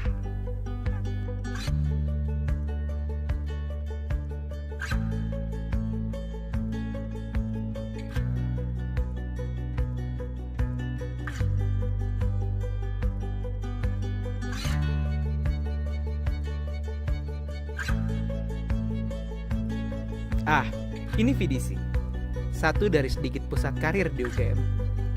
Bagi aku dan mahasiswa sekolah vokasi UGM lainnya, keberadaan VDC sangat mendukung karir kami. Berbagai pelatihan difasilitasi, konsultasi karir dapat kita ikuti. Secara berkala, VDC menyelenggarakan job fair, khususnya bagi lulusan SV UGM.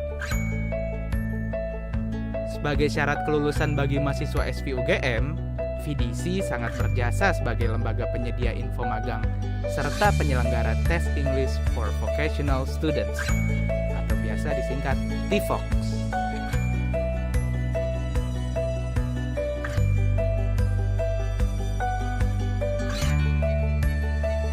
Dunia perkuliahan tak melulu soal belajar ilmu pengetahuan dan mempersiapkan karir. Di SV UGM, aku bebas mengasah bakat dan mengekspresikan diri melalui UKM pilihanku. Seperti aku ini nih, lagi ada di Gasita, unit yang memperkenalkan tentang gamelan yang sudah berprestasi di dalam maupun di luar negeri.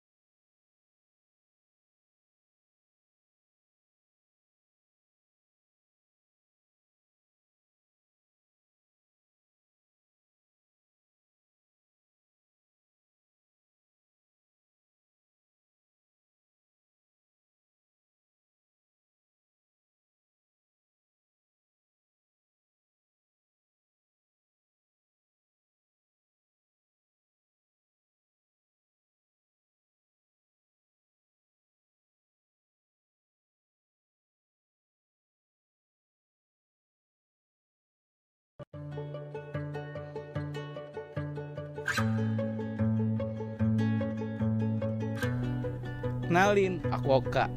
Belajar tentang perbankan adalah passionku. Prodi baru yang up to date dengan kebutuhan masa kini. Khas sekolah vokasi UGM banget. Sekarang aku lagi di N21 nih. Unit bisnis punya kampus yang bisa dipakai sesuai kebutuhan. Fasilitas? Jangan ditanya.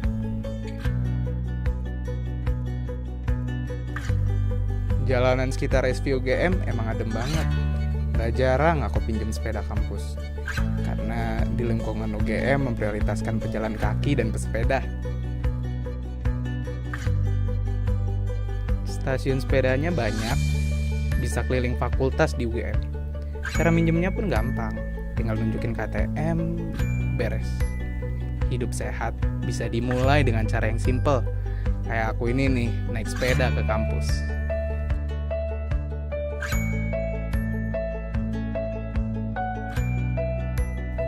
Kuliah di sini emang seru banget karena berbasis vokasional. 60% perkuliahan didominasi praktik sesuai bidang yang dipelajari. Laboratorium dan alatnya sesuai kebutuhan. Dosen-dosennya tersertifikasi. Nggak jarang dapat kuliah umum dari berbagai perusahaan. Tentunya yang sudah bermitra dengan SVUGM.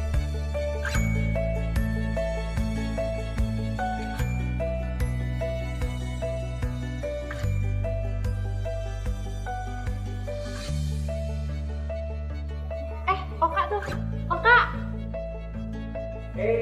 Lagi ngapain? Ini nih lagi cek-cek beasiswa baru.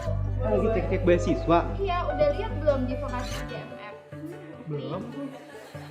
Belum banget. Oh iya, bagus ya. Iya, kalian tahu nggak? Ada berita baru loh di Instagram SVGM. Ini coba lihat, ada ekspor luar negeri.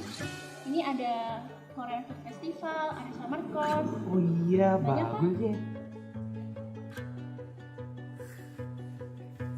Sebagai mahasiswa tingkat akhir, perpustakaan jadi sahabat aku.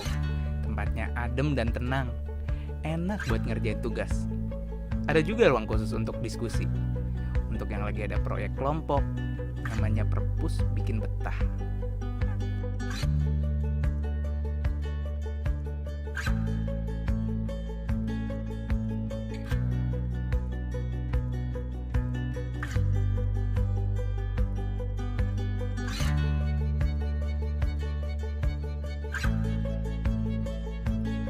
Ah, ini VDC.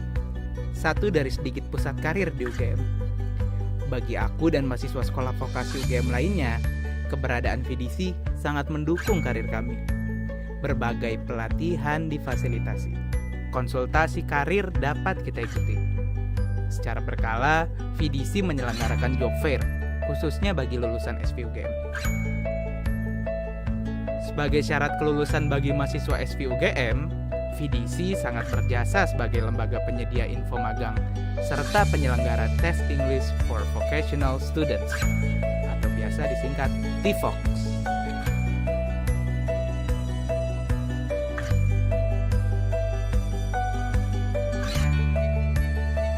Dunia perkuliahan tak melulu soal belajar ilmu pengetahuan dan mempersiapkan karir. Di SVUGM, aku bebas mengasah bakat dan mengekspresikan diri melalui UKM pilihanku. Seperti aku ini nih, lagi ada di Gasita, unit yang memperkenalkan tentang gamelan yang sudah berprestasi di dalam maupun di luar negeri.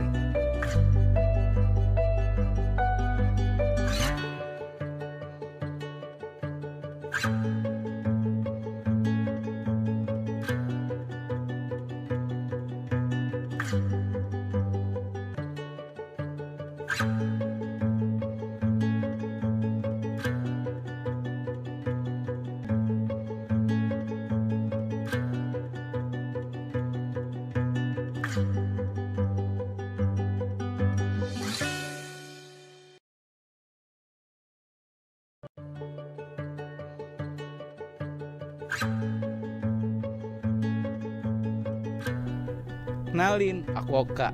Belajar tentang perbankan adalah passionku. Prodi baru yang up to date dengan kebutuhan masa kini. Khas sekolah vokasi UGM banget. Sekarang aku lagi di N21 nih. Unit bisnis punya kampus yang bisa dipakai sesuai kebutuhan. Fasilitas? Jangan ditanya.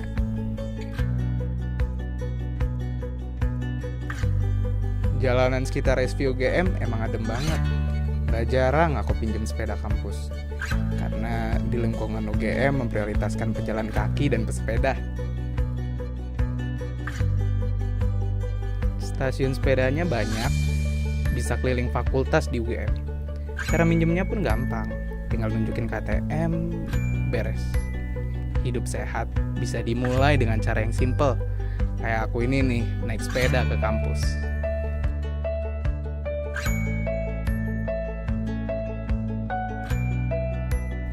Kuliah di sini emang seru banget karena berbasis vokasional.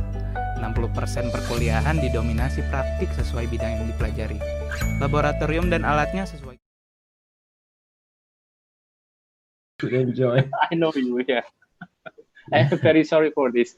I apologize. Okay. No, As man, you- come on. I'm really happy for that. Yeah, 8 a.m. is, too early for you. We know that. Yeah, if you remember, it could be a little early for me, but no, I actually adapted myself to the new situation. So usually I wake up at 7.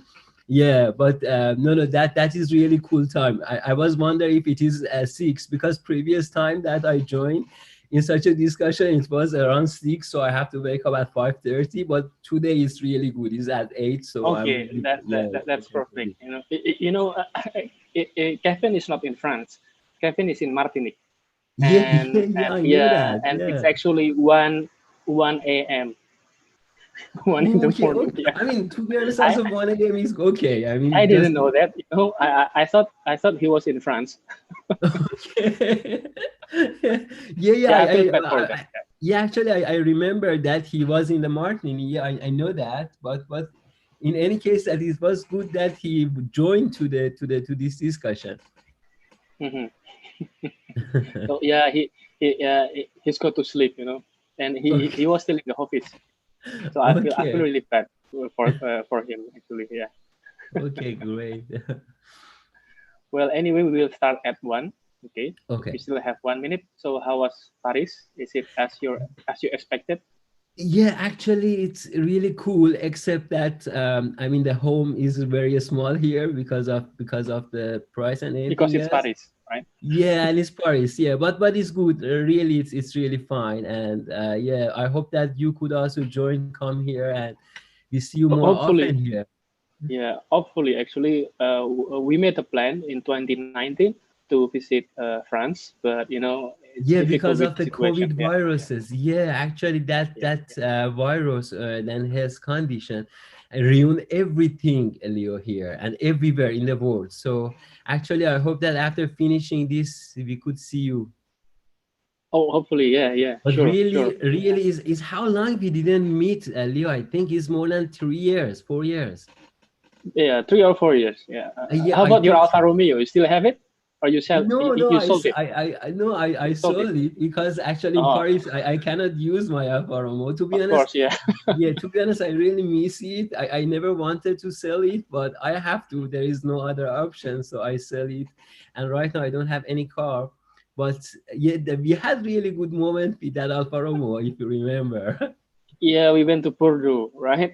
Yeah, exactly, and it was really good. It was really Yeah, yeah. nice. There were 4 of us. Okay, don't let anybody here think something else. Okay. Yeah, and if you remember, we received the Mr. Tarazi email in the middle of the way. All of us, we Yeah, received yeah, an yeah. email from him, and he asked us to back to the Limoges. You remember? Yeah. Yeah, no, it was really nice plan. I hope that we could again do it together all. Yeah, hopefully next year or after the pandemic is over, right? Yeah, of course, Mm. Yeah, that is really cool. And it's your office? Oh, yeah, it's just my office. Yeah, Oh, it's really good. I'm in my office. Yeah. Yeah, it's so nice and seems very cool office. It seems not possible if I'm at my house, right? This is my No, office. actually, it's possible also that is if you are at your home. But I was thinking that maybe one time after COVID, you could invite me in the Indonesia so I could go there. Oh, sure. Yeah. Of course. Well, we will invite you as a guest speaker in a big seminar, next year maybe, or next 2 years. Okay, then let's start. Okay, I will give the time to the master ceremony.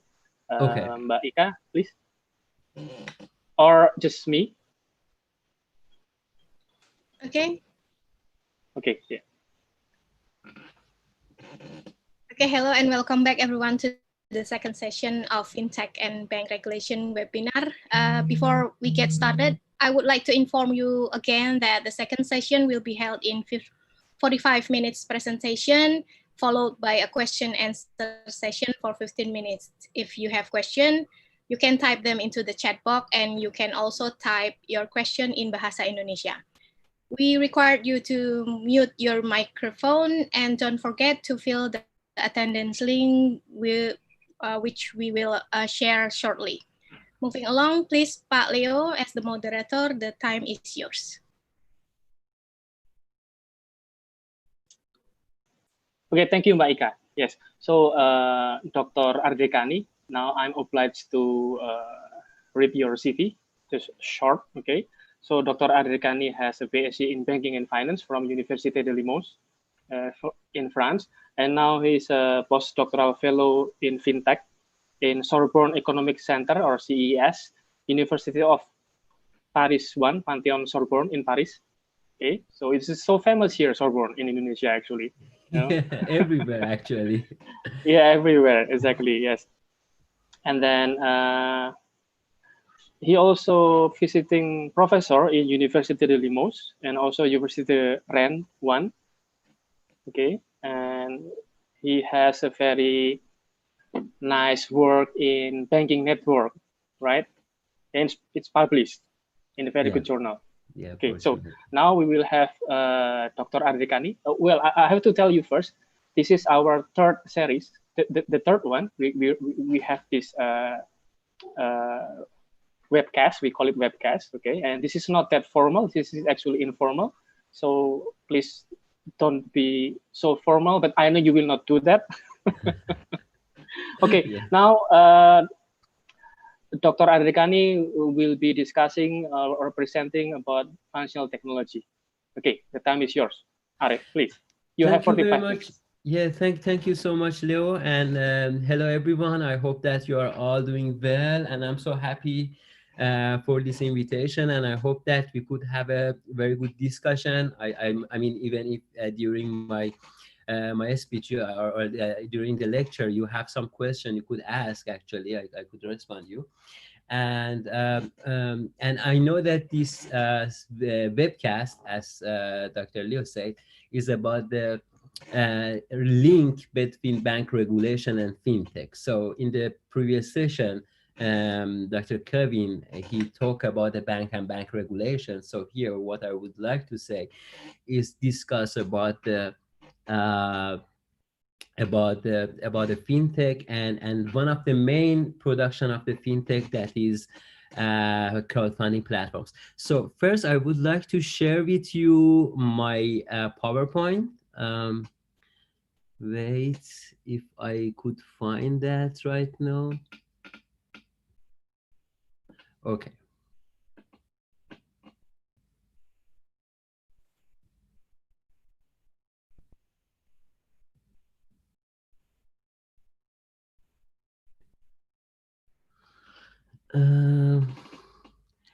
Is it possible for me to share the because I think that I need to I need somebody to approve it for the sharing of my slides. Oh, okay. I will ask someone to approve. Yeah, because I cannot find that. Yeah. Okay. Yeah.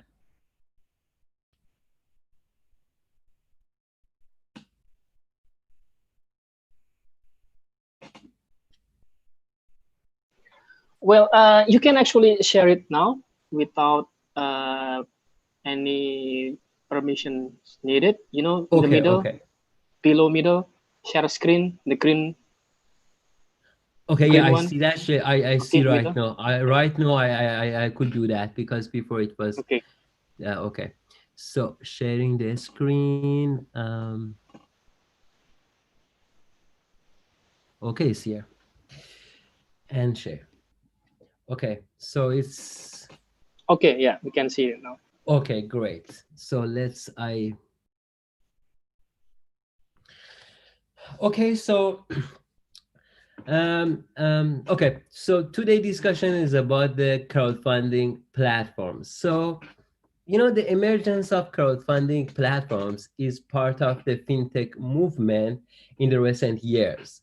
And the financial technology or fintech products uh, actually are those that take the advantage of big data, computer science, or data science to actually facilitate and speed up the financial activities process and also the speeds and everything else here in the connection with the financial activities.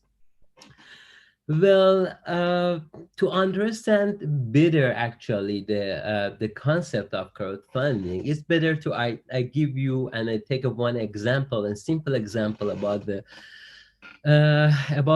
bank main function, deposit taking and loan granting. Yeah, just suppose you want to open a new bank account in one special bank. I mean, it's Indonesian banks or any banks around the world.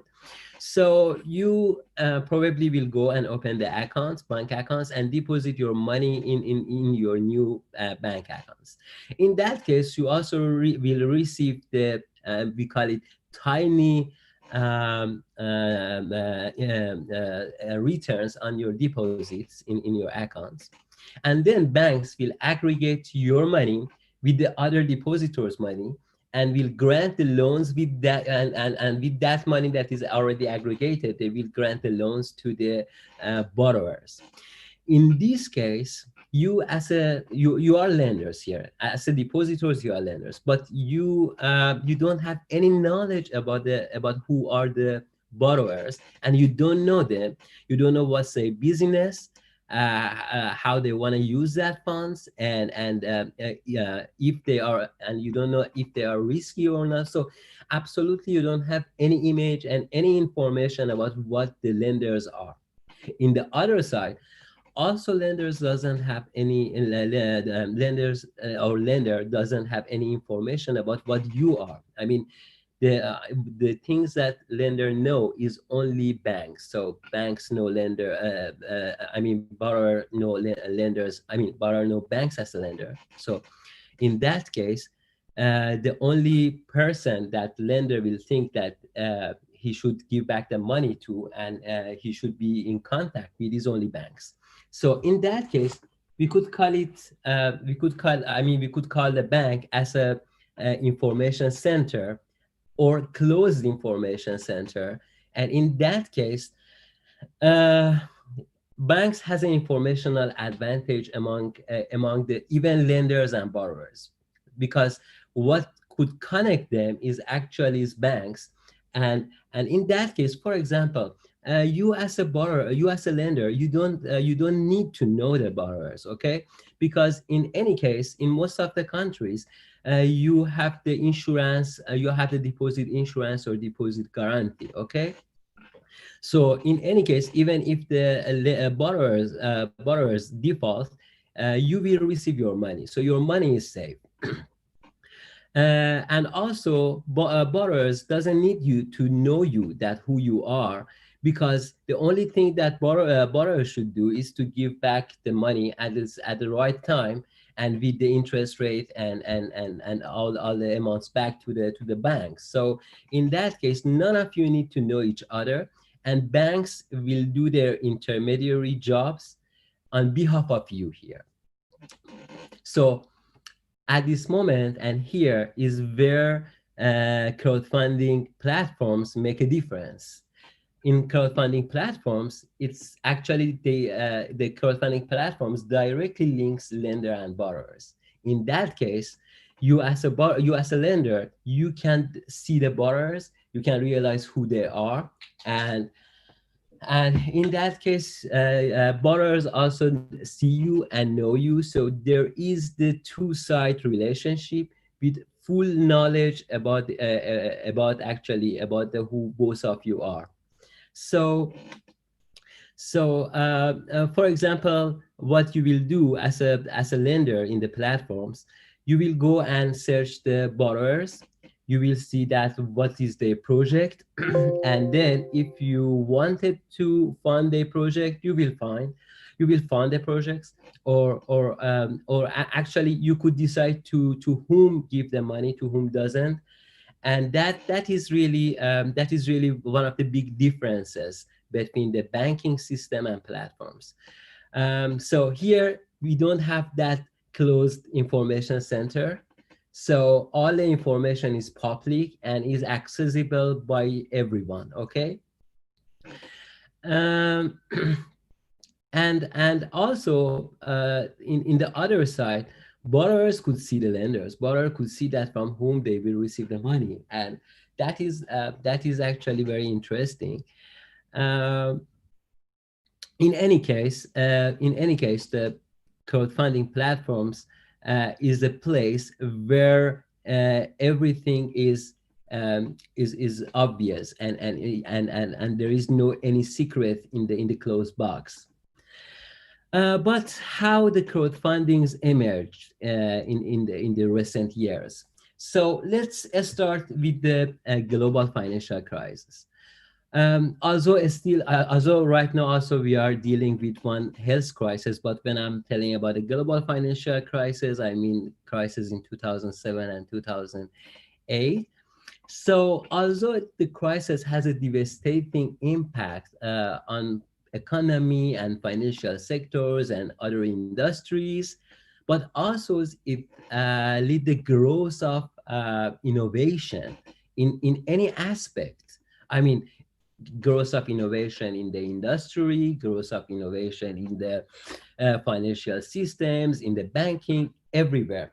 So, for example, I mean, that is very very understanding that how it's lead to the growth of innovation.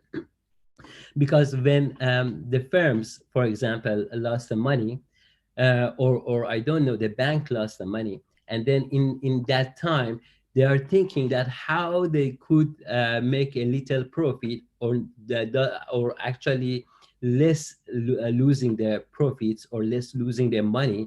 So in that case, they have to use the technology, new technology, in order to reduce the loss, increase the profit, and using the advantage of something that could be helpful during that difficult moment.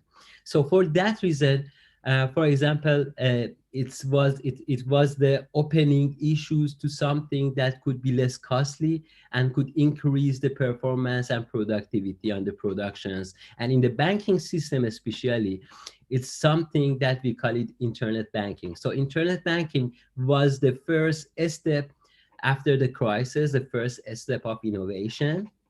And filing the margin have forced banks to close their branches because the branches were so costly because of the employees that they are working and some other fixed and variable costs that it was there. And after a financial crisis, actually banks, most of the banks decide to close, several branches, and instead develop their internet banking windows. Because internet bankings are very cheap compared to the new branches, and most of the functions is done by the internet, and they need only one or two or several IT specialists there, and that's all. So in that case, they could save the money. They could actually run the banking system, but with the less cost. So in the second step, online crowdfunding platforms emerge outside of the traditional financial system.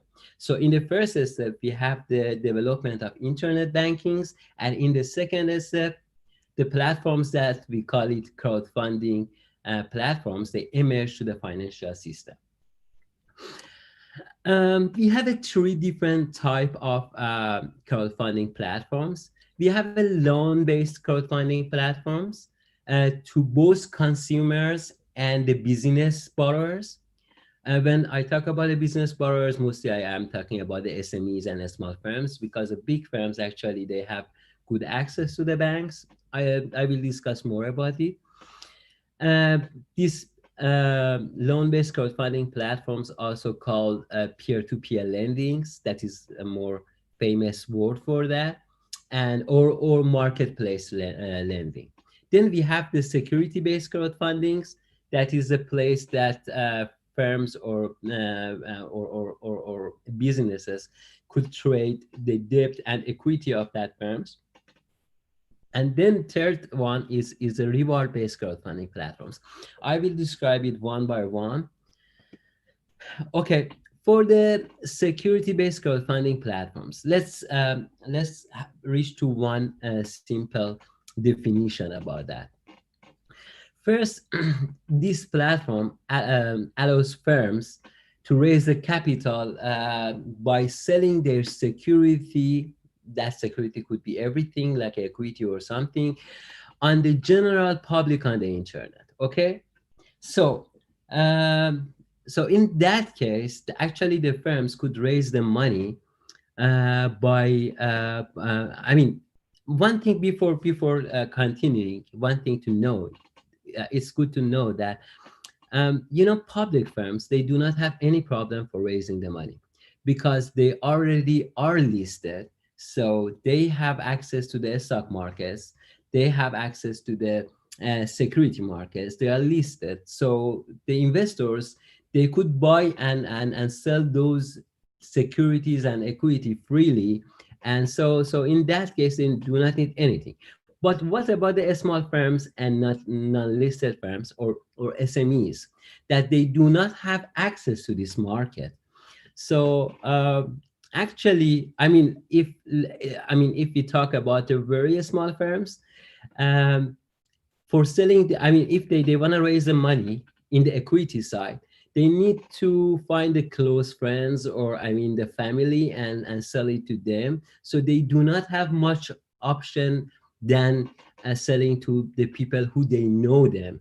Okay, so in that case, if they want to raise the money from equity, they have to sell the equity to their friends or family or someone that they know. In that case, security-based crowdfunding platforms come to help those small firms or SMEs, and they allow them to sell their equity or securities through these online platforms. And that securities could be any of these categories: shares, convertible note, debt, revenue shares, invoices, or any other securities that the small or medium-sized enterprises, they have to sell. They have to raise the money with that. And anyone could invest in that offering.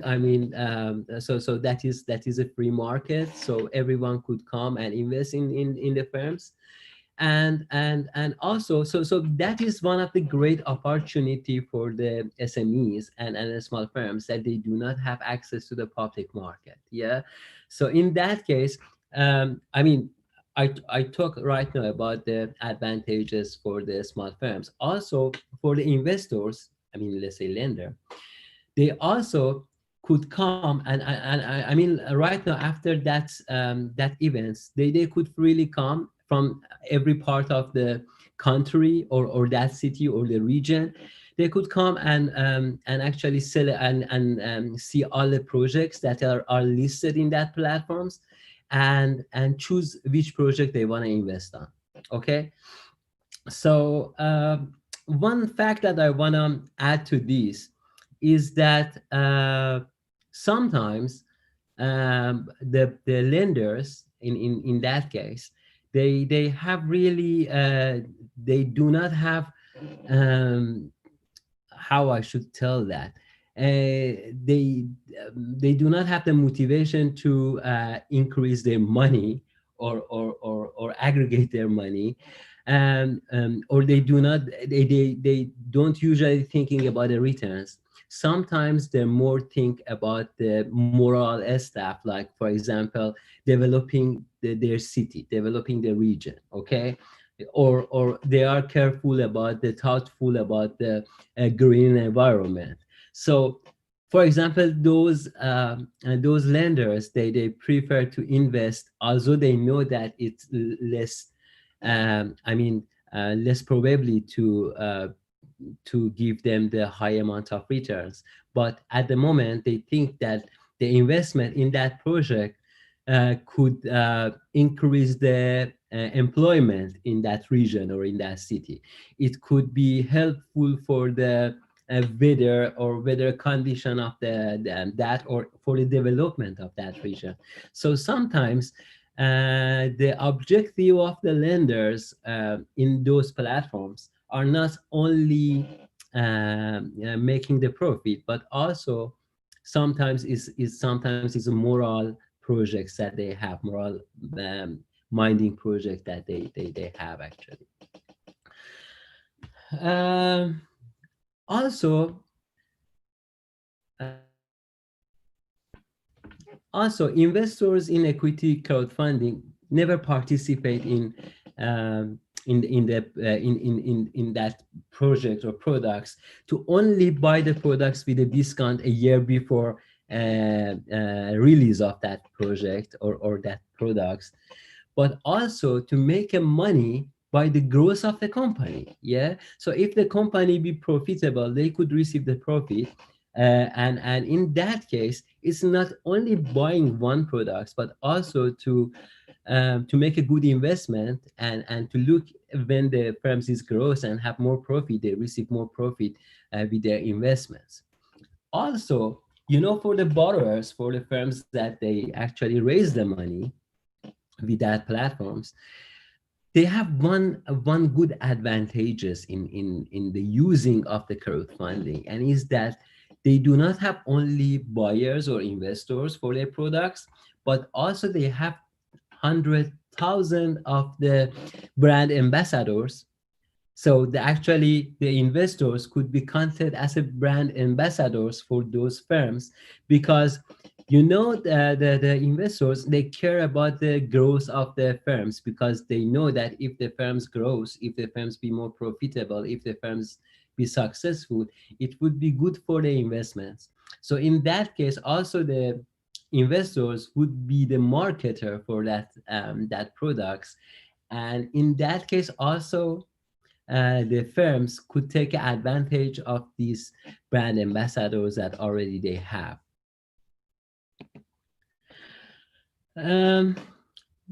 Okay, this figure shows the breakdown of the securities type, equity crowdfundings.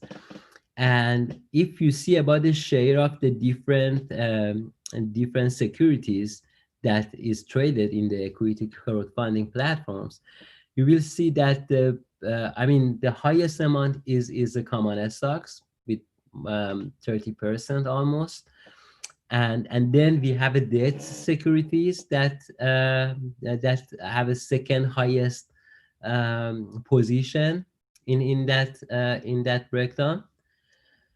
So mostly, as you can see, the mostly traded securities in the crowdfunding platforms is mostly common stock and debts. And then again, we have something safe like treasury bills or something like very safe securities that are trading there, and securities of the companies that are very safe. And then we have revenue sharings or convertible notes and other stuff. So it's based on the reports in 2018. But how does it work? How the security-based crowdfunding is working? Okay, so it's very simple. There's a two-side platforms, and when I'm talking about right now, let's say the structure of the security crowdfunding platforms, it's very similar with the loan-based and other platforms. But the only differences between them is the, let's say, the usage of that platforms is different, but the function are same. Okay, so in one side we have the investors or lenders that they could come to they could actually open the platforms, and in the platforms all the projects are listed. So they could look at the different projects. Every project is belonging to one firms, or maybe sometimes one project is the uh, co let's say the co-movement of the two firms. So in that case, they could come and look at the project and read the project and see that what they want to do, uh, and uh, and actually, because for example in the page they the firms, they have to talk about the project that they want to fund by that money, and then about the stage of development of that product or the technology. And then after that, also they have to provide the financial information about their own firms, financial reports. So there is all the necessary information available for the investors, so investors could see all the information that they need. And also, crowdfunding platforms will assign the credit rate to each of the projects. So when investors read the projects, different projects, they can see the credit assets of that firms, and also they can read all the information about that project, so they can decide in which project they have to participate or they want to invest. And then the thing is that in that project or in the similar projects in the crowdfunding platforms, usually investors never invest in only one project. Okay, they will create a portfolio and they will invest in sometimes in as much as possible project they want, unless that investor want to invest on something that's really, for example, the investors is only care about something, so it's usually invest in the specific things. In otherwise, they usually try to create a portfolio and invest in the different projects in order to actually reduce the risk in the investment. And in the other hand, what I want to tell you is about I told you about right now the portfolio. I forgot to tell you another thing, but okay, never mind. If I recall, I will tell you again. But that is the case. That is how the security crowdfunding platforms is work. Another kind of platforms are reward-based crowdfunding platforms. So, you know, the difference between reward-based and other kind of platforms is that lenders usually they do not have incentives to make a money. So actually it's somehow like a donation of the money, okay? So it's something that is designed for the very small firms, or for example for the non-profit organization when they want to raise the money, for example in the green in the green products or something else. So in that case, something that is important for the investors is the nature of the project, is about the is mostly moral moral perspective, okay? So so in that case, after investors donate to those projects, I mean the firms or that non-profit organization, they will provide a small gift for the donors, and usually something that is only there's some very small and very cheap gift, but it's only to recall them that they invest and also say thanks to them. But it's usually I told you it's only for the moral purposes. Okay, let's turn to the peer-to-peer lending platforms. As I told you before, it's the direct match between lenders and borrowers. The first platforms is established in the UK in 2005. The name was Zopa, and right now also is one of the biggest platform in the world. And then in 2006, we have a first US crowdfunding platforms that the name was Prosper, and is established in the United States. In 2015, I mean, that's a statistics. It's very interesting if you look at that. In 2015, 12% of new loans originated by the peer-to-peer lendings for the small business loans. It's actually originated by the 12% of the loans for the small businesses are originated by peer-to-peer lendings. So that is really considerable amounts. 12% of the small business loans that originated by peer-to-peer lendings. So it shows the growth of the technology and the fintech in the banking sector. Because if you consider the competition between if we consider it as a competition between banks, so at least right in 2015, 12% of that market is actually targeted by the crowdfunding platforms. And it's 2015. In 2020, if I'm not mistaken, is more than 20% of that market.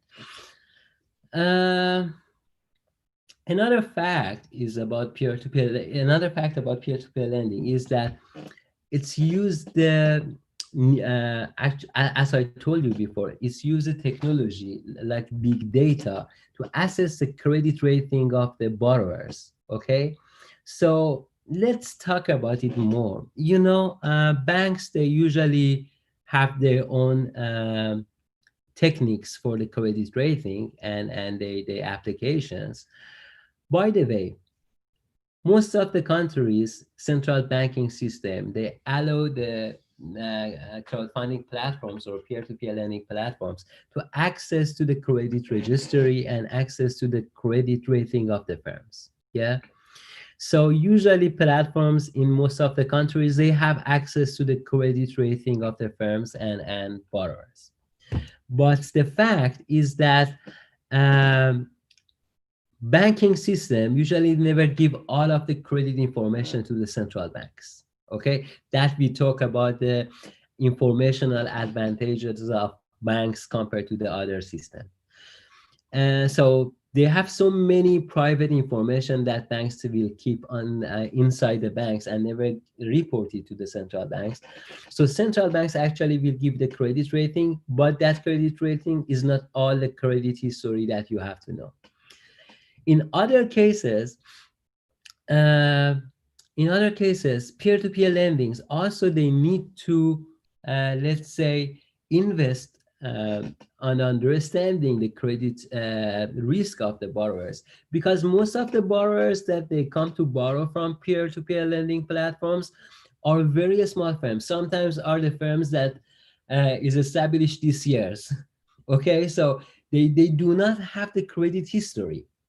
If they have a credit history, maybe that even that central bank's credit rating would be enough. But right now, even for some firms, they do not have the information about that. Sorry,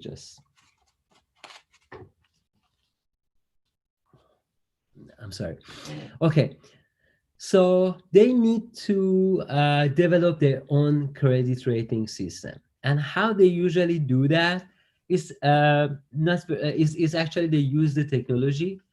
They use a new technology like a big data, or they are using the data science to scrap the data from the websites, and also sometimes they could have the information about let's say social media of that firms or that businesses to see how many followers they have. I mean, if if they have the some information about the followers of those businesses and platforms to see if they social media marketing is strong, and something else that they could be useful and helpful in the process of credit rating. I mean, when you don't have enough information about the credit, sometimes you need to receive other information. Also, you will take the information about the financial recourse from the firms. But if the firms is the company that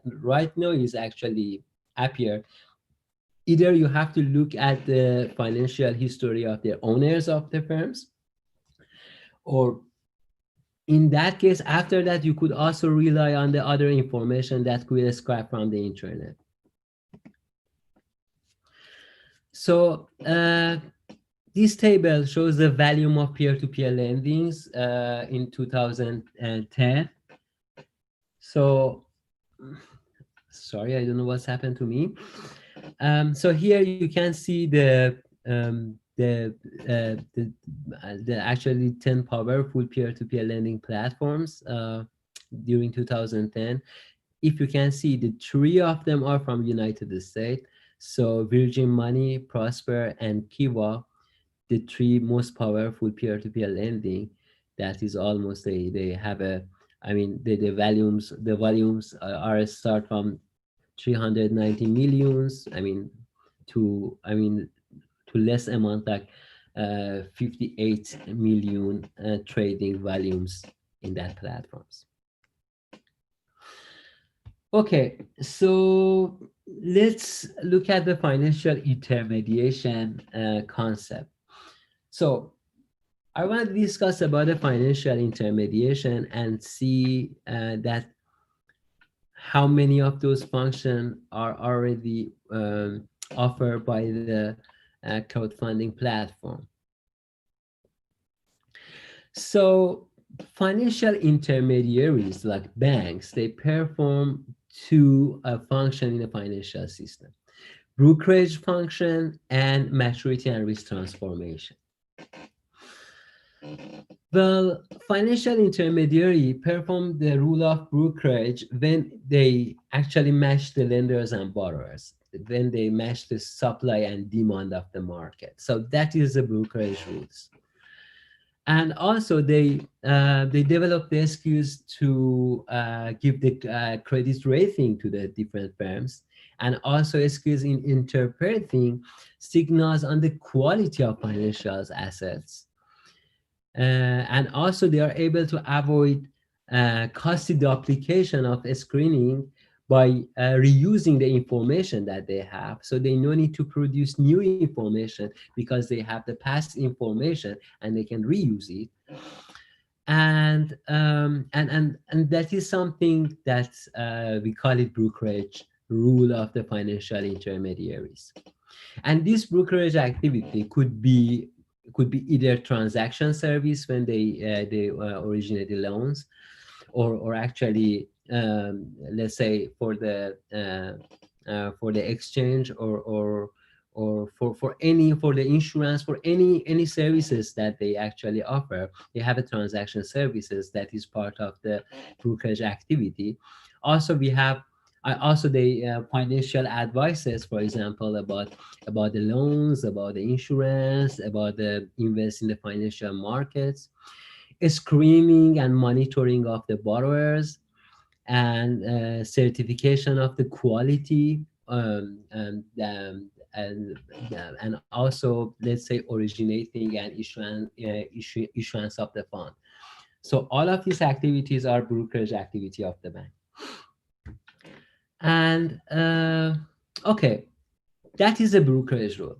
Another role of the financial, another role that they play is actually maturity and risk transformation. How? As you know, because they actually match the liability and assets with the different maturity, different size, different and unusual different characteristics. Okay, in that case, we call them that they actually perform the maturity and risk transformation rule in the economy. So banks usually perform both type of activity, brokerage and asset transformation. What about the peer-to-peer lending platforms? What do you think? Do you think that the peer-to-peer lending platforms, they perform both of these function? Well, to answer this question, we could look at the these figures, okay? That shows that how lending and borrowings would actually organize between lenders and borrowers in the banks and in the platforms. As you can see, the lending borrowing process in the banks will organize through the balance sheet of the bank. Okay, so the balance sheet of the banks is between the bank lenders and borrowers. So when they took the deposit from the lenders or depositors, they will assign the deposit as a liability of the balance sheet. Okay, so that is the short-term and less risky liability that they have. In the other side, when they want to give it as a loan to the borrowers, they would assign the value as a loans, the long-term and risky, and then they will actually grant it as a loan to the borrowers. So here what we have is the asset transformation. Okay, short-term liability and less risky, that is the deposits, will transform to the loans, that is the asset, and long-term, and what else? So here we have asset transformation, maturity transformation, all the transformation. We have risk transformation, size transformation, a small size to the big size loans. But what about the peer-to-peer lending platform? Okay, look at this figure. What you can see here, you can see there is no balance sheet of the peer-to-peer lending platforms that are engaged in the lending borrowing activity. Okay, so they are directly linked together, so they do not link through the balance sheet of the peer-to-peer lending. So they actually, for example, the lenders directly originate the loans to the borrowers, and borrowers directly pay the interest rate to the lenders. And the only thing that the platforms will receive, it is a service fee. Okay, so service fee from both sides. So the platforms, they do not have any role in the issuance of the loans, or in the granting of the loans, or in the receiving of the money. The only thing that they actually do is about that. So both of them, they actually play the brokerage role. They have a transaction service and a screening and monitoring and all of the brokerage rules that we mentioned. But for the asset transformation, only banks do it.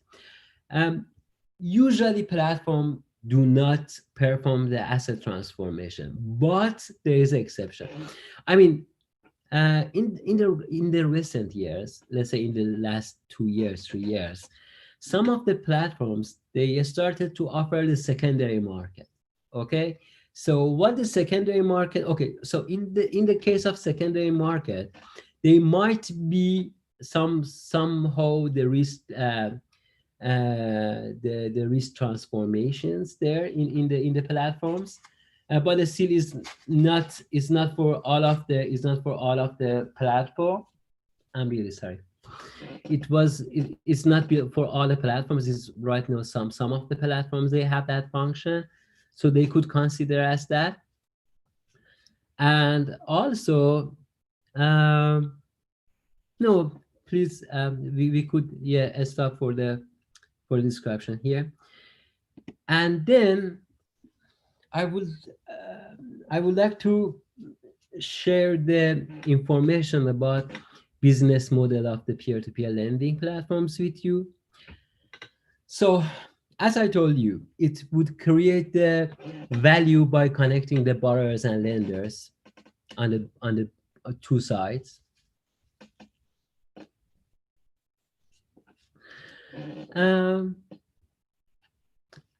Also, as I told you, unlike banks that borrowers and lenders doesn't have any information about themselves, in peer-to-peer lending, they know each other, and the lenders know that to which borrowers exactly they want to lend the money.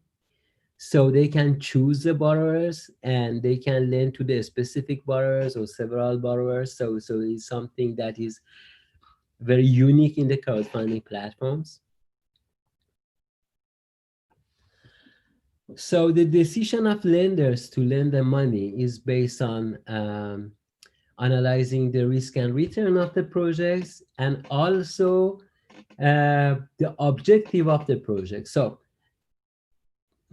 is first analyzing that how much they could earn as a returns, and also if they could lose the money in the process of investment, and then after to see that if they like that project and if that project could satisfy them, or sometimes they most care about. I mean, it's depend to the borrower lenders actually, but so it could be the objective of lendings could be between these two, both of them, one of them, or whatever.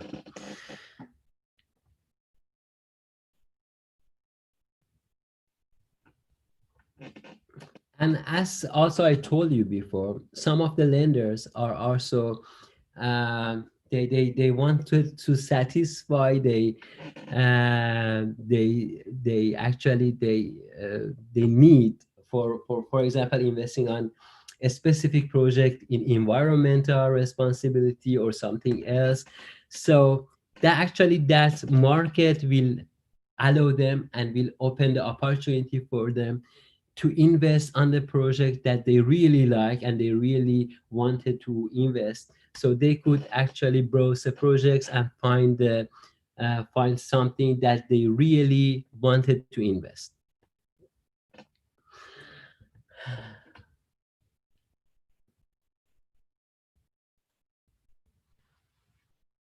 Okay, so another characteristics of the peer-to-peer lending is that they will attribute the credit rate to each project and each firms, but also firms are obliged to provide the financial information about themselves in the platforms.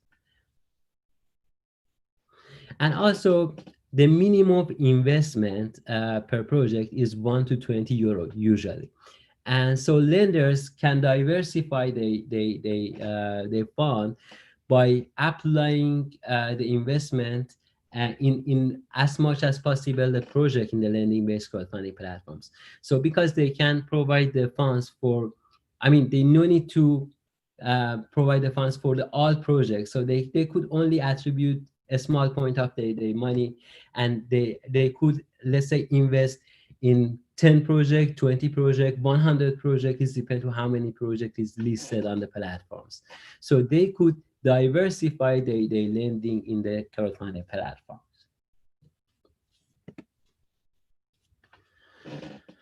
And also another fact is that most of the platforms do not invest on their own origination of the loans. For example, when they're originating the loans, they do not invest because they don't want to take the risk into their balance sheet. Okay, but that would be the sign of quality if they could invest in the loans that they originate, because in that case the investors could realize, okay, the platforms already invest in the loans that they originate, so it seems that the quality is good, that the platforms by itself it's participate in that market. And one of the main differences between the lending activity of the bank and the platforms is that in the platform the lenders are exposed to the risk, not the platform. So if there is a default risk, who exposed to this default risk is a lender, because the platform say, come on, I'm so sorry, I only connect you guys, the lenders and borrowers. After that, I don't care about what would be happen. Okay, so here it is the duty of the lenders to be sure that the project would never default, or by checking the financials, let's say the financial performance and financial reports of the companies, and by the searching. So the lender should be sure that everything is okay, because in that case, unlike banks that take into account the credit rating, and also I mean, they are responsible for the defaults of the borrowers, the platforms will only originate the loans and only receive the money from the lenders and borrowers, the transaction service money. And then the lenders are the person that if there is a default happen, the lenders should be responsible. It means that the lender only lost the money. Okay, another funny fact that we have is the egg and chicken paradox here in the platforms. You know, the borrower's decision to apply for the loan in platforms depend on how many lenders are in the platforms, and the decision of the lenders to come and invest in the projects in one specific platforms is depend to how many borrowers are listed in the platforms. And that is very interesting, because I mean, if also compare it with the other internet activity, for example, for yourself, when you want to go and buy from one online shop, you prefer to go in one shop that it's actually contains so many different products. Yeah, so you prefer, for example, select one main online shop for yourself. Usually you will select one online shop that contains all the products as much as you need them. Okay, so it's like that. So you will save that online shop as your main shop, and usually you will go to shop from those market. Also, the different firms and brands try to engage in the online shops that they find that there are lots of customer will go to shop from that online. So it's exactly same with the crowdfunding platforms. So here also the lenders prefer to go to one platforms that they contains a large number of borrowers, and borrowers they wanted to look for loans in the platforms that they are listed with a large number of lenders.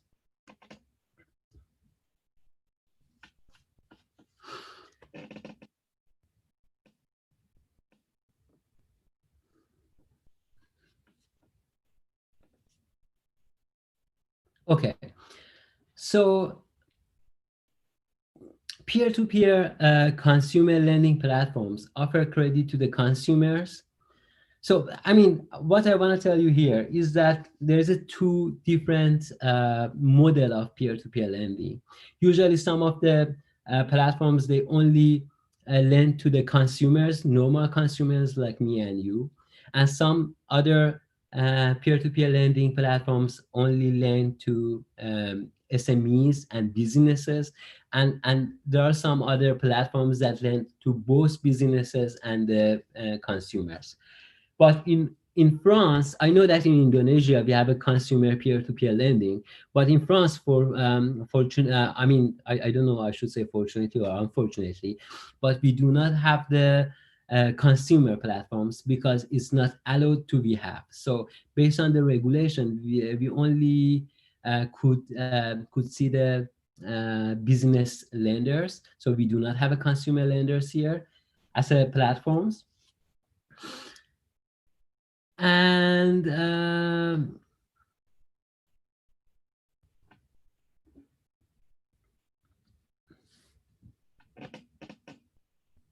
also during the time the platforms, I mean, decided to be specialized in one or several specific specialization, like a bank that we have a investment bank, mortgage bank, or different specialization banks. So during in the recent years, the platforms become more specialized in the different let's say line of production. Okay, so for example, we have a property secure lending to the property developers. For example, we have crowdfunding like Lend Invest. Then there's some platforms that offer possibility to SMEs to sell their invoices to investors, like Market Invoice. And then we have also some specific platforms that invest in the clean energy projects like Abundas and Lendosphere. And also the platforms allow businesses to sell debt-based security. Okay, so how the platforms pricing the loans? There is two main options for the pricing the loans in the platforms.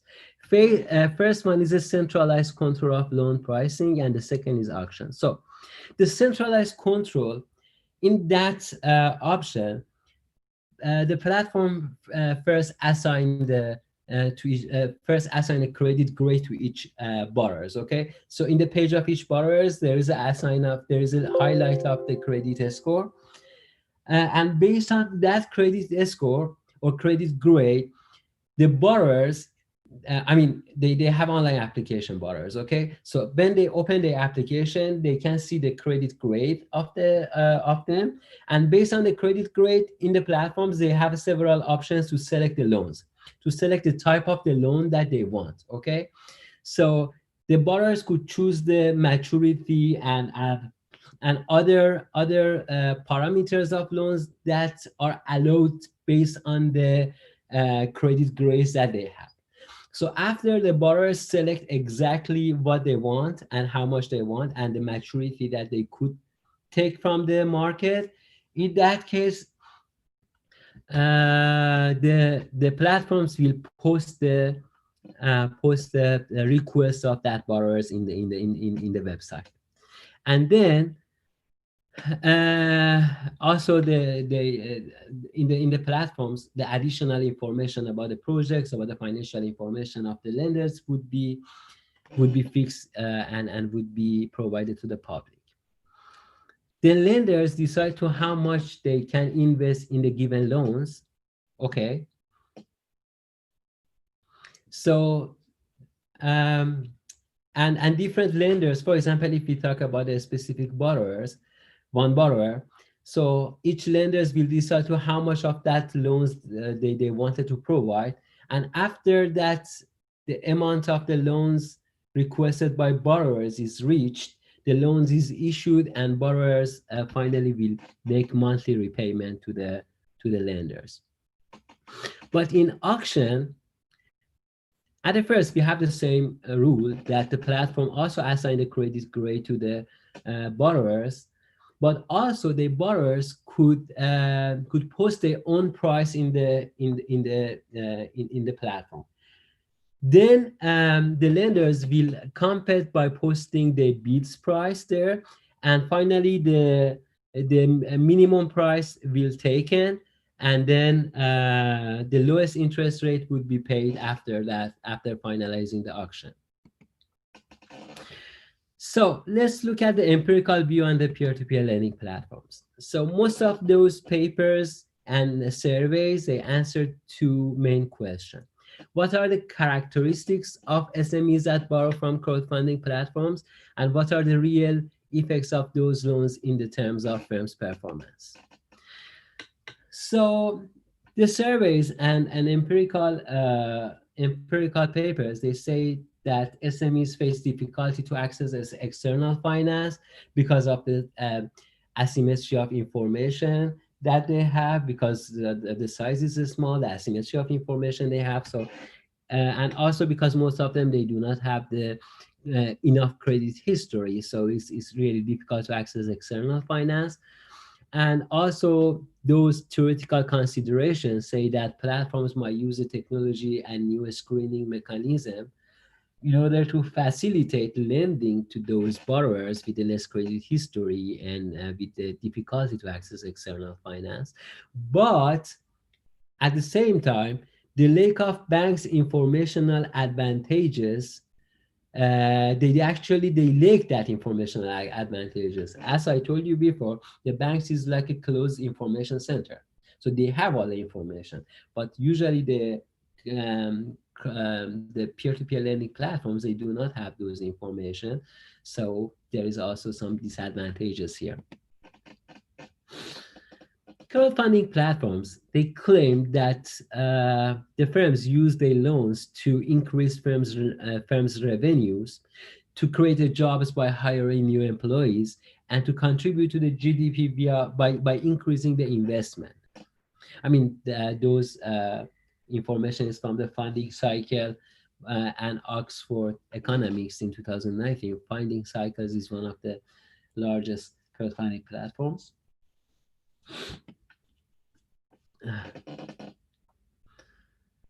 Okay, and also there is a survey from one of the crowdfunding platforms that they say that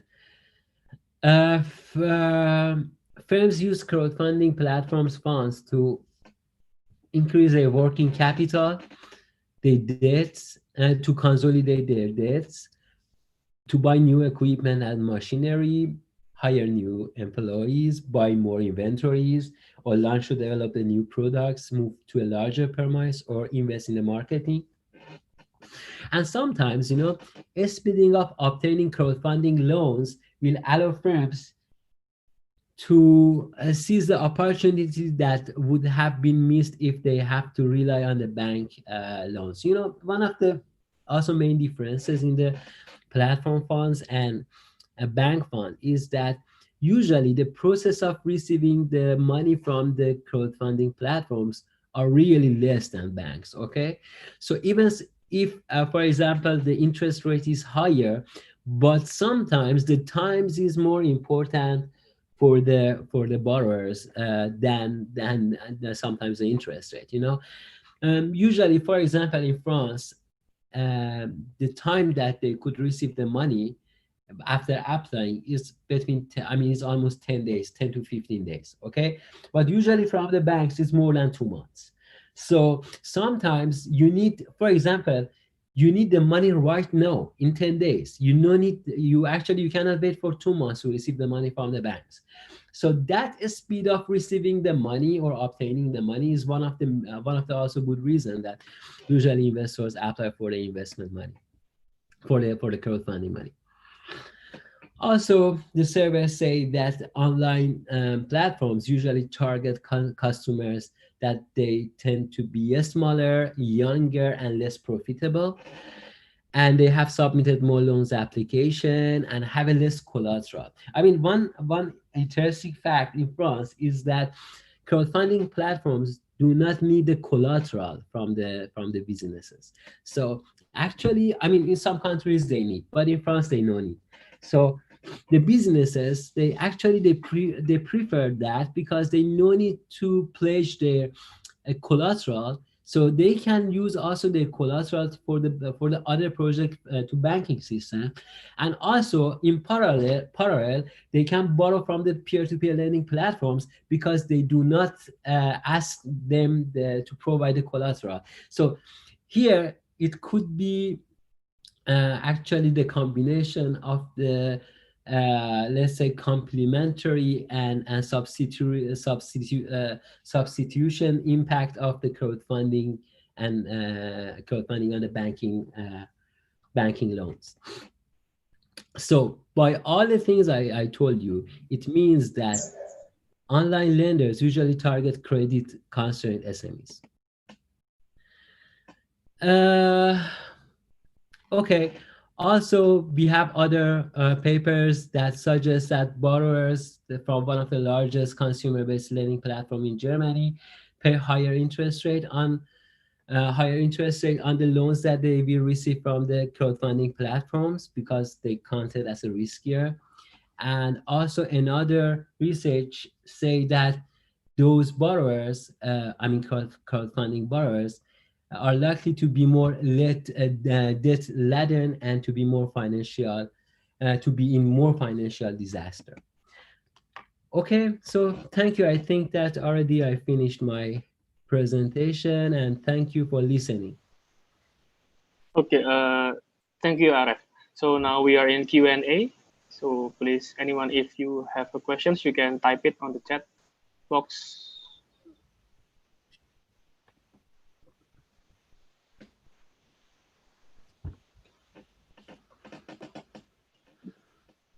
Okay, so we have one here, Aref, in the chat box.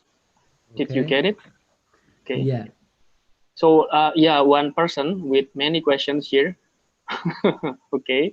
Did you see that? Yeah, I can see it. So how fintech is adapting post COVID-19? Well, to be honest, right now, I mean, the thing is that all the businesses, they are looking for the policies to update for the post-COVID. I mean, to actually update the policies. Well, I don't have information right now about those fintech platforms that about the program or the plans that they have. But you know, the thing is that those platforms usually they are more flexible because they work on the internet. So usually the COVID's, I mean, the platforms because they fund the project. But the problem here is about the borrower mostly. Okay, so because the borrowers are firms that they have to produce something, and during the times, I mean, it's much difficult for them to work, at least during the quarantine times. But now actually the process become much easier because there is no quarantine. But to be honest, I don't know about the new policy of them for the COVID. So yeah, I'm not aware of the new news about that. And in Indonesia, peer-to-peer fintech mostly focus on consumptive loans rather than you mean production loans? Yeah, okay. What do you think about that issue and what it harms the economy? No, I mean, it's not about the, let's say, the business loans or consumer loans. Okay, so what I mean, yeah, actually sometimes I mean, you know, it's depend to the supply and demand of the funds. I mean, we are economists, yeah. So in that case, we have to consider that in Indonesia, maybe the demand for the consumer lendings is much higher than the demand for the let's say the business loans. Or we can say in other ways, because maybe I don't have information about Indonesia in the systems, the financial systems. Maybe the way that the firms could receive the money from the banks is easier. So in that case, maybe the platforms, because usually platforms charge higher interest rate, yeah? So in the market, if in Indonesia, I think it should be like that, that if there is the accessibility of the firms to the banks, and that would be very easily they could receive the money from the banks. So in that case, maybe there's a less demand for the crowdfunding platforms. Also, we have so many different attributes of crowdfunding platforms. I mean, like the speed of the crowdfunding platforms, like the let's say the information, some of the informational advantages that we have, and some other advantages that could be used actually. But I mean, I cannot say you that is problematic, because it depends to the policy and economic policy. It could be really good, but it's not really problematic at this moment, but I can see.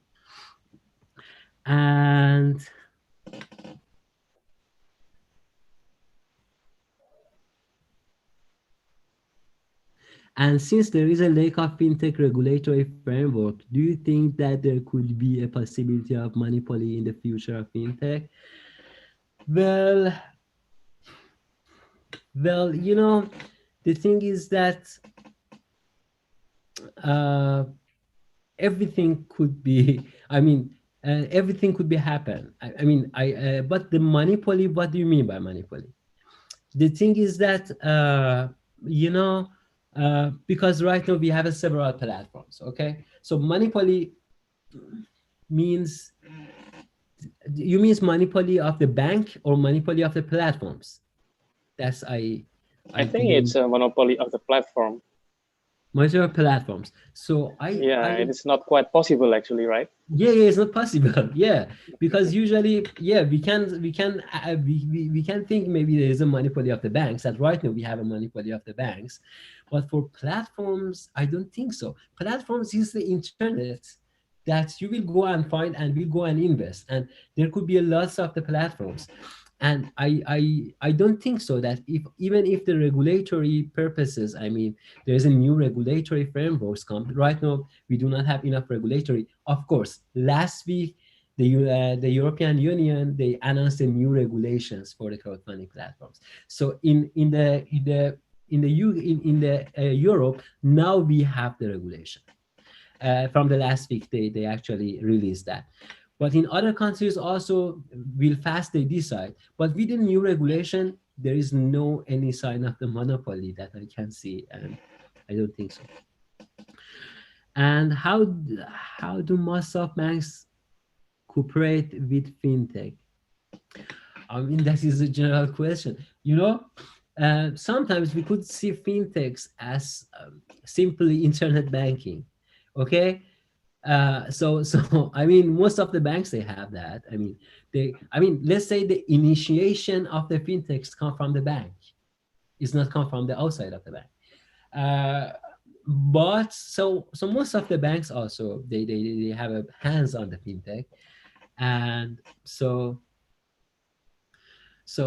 they cooperate with the fintech. I don't know what you mean, but if you means that they come and see, let's say for example, also for the crowdfunding platforms, if they want to originate the loans or receive the loans, they have to, both sides, lenders and borrowers, they have to have a bank account. So the fintech, they do not receive the money, they do not keep the money. The money is in the bank account. So the banks are involved in the fintech in any case. Okay. So the lending and borrowing will arrange from the banking system. So fintech is like one beautiful picture here, and everything gonna happen from the bank. The only thing that is actually difference is that the lenders and borrowers know each other here. Does high fintech growth correlate positively with high infrastructure growth, especially in terms of the network access, all access the country? I do not, well, I'm not sure if I get that. Does high correlate positively with high?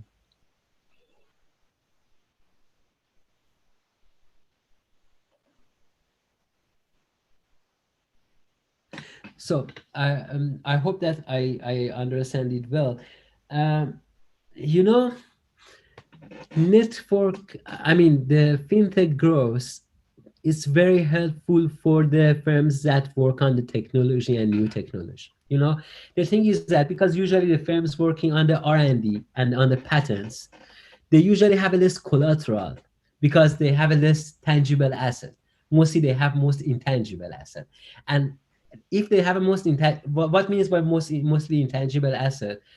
Because for the firms that they have a higher portion of intangible asset and less intangible and less tangible, it means they have a less possibility to provide the collateral for the loans. So it would be very difficult for them to take loans from the banking system. So growth of the fintechs like crowdfunding platforms is so helpful for those firms because they could use that and they could grow the technology, they could work on the new project they want. So yeah, that would be increase the productivity, increase the, let's say the innovation. Yeah, of course, that would be so helpful. And also it could I could be correlated with the high infrastructures, let's say progress in the economy and everything. Yeah, of course there is a positive correlation between them. But especially in terms of network access, all access the country, Okay, you use infrastructures in usually not now, because if you means by infrastructure is all the country, you mean the road and something. I mean that grows. If I understand that, that growth is usually difficult. I mean those projects is usually difficult to fund with the fintech loans. Fintech loans is not so big. It's not so high. Usually it's between I don't know, between 100 euro to 1,000 euro. So for those big projects, you cannot expect to fund from the fintech. But if you buy the fintech, you mean cryptocurrency or something. Well, still I'm not very sure that that's gonna be happen. Yet the banking system has a great hands and monopoly in those projects. So yeah. Okay then. Well, I will add to your answer to him actually, to just Yeah. to enrich the discussions about the consumer loans. He said that the fintech in Indonesia more likely to give consumer loans instead of productive one, right? Yeah. The question is, will this bring harm to the economy? I don't think so. I will disagree with that, because it's a demand for loans. It means that the growth of the economy, right? So Yeah, it means that exactly. actually Indonesian people, they have the demand, right? They have the ability to spend money, Yeah. although it's using loans, right? Still, it And will, that is a good sign. yeah, yeah, exactly, yes. But maybe the harm will appear just maybe in the future, right? If the non-performing loan is high because of this, right? But it will not be happening like in next 2 or 3 years, perhaps, right? Exactly. But of course, the peer-to-peer lending itself, they have the mechanism to, because the both parties actually choose to whom they will give the money to lend, right? Exactly. And by the time we will have the data, we have the big data, you know, to score people, right? So hopefully we will have that soon. And as I heard, the European central banks, they required, or I don't know whether this is still an idea, but they require big banks to share data with peer-to-peer lendings, Yeah, right? Just actually, to reduce yeah. the asymmetric information. What because I'm also working in the Bank of France. So what actually we have access to all of the peer-to-peer lendings and bank information.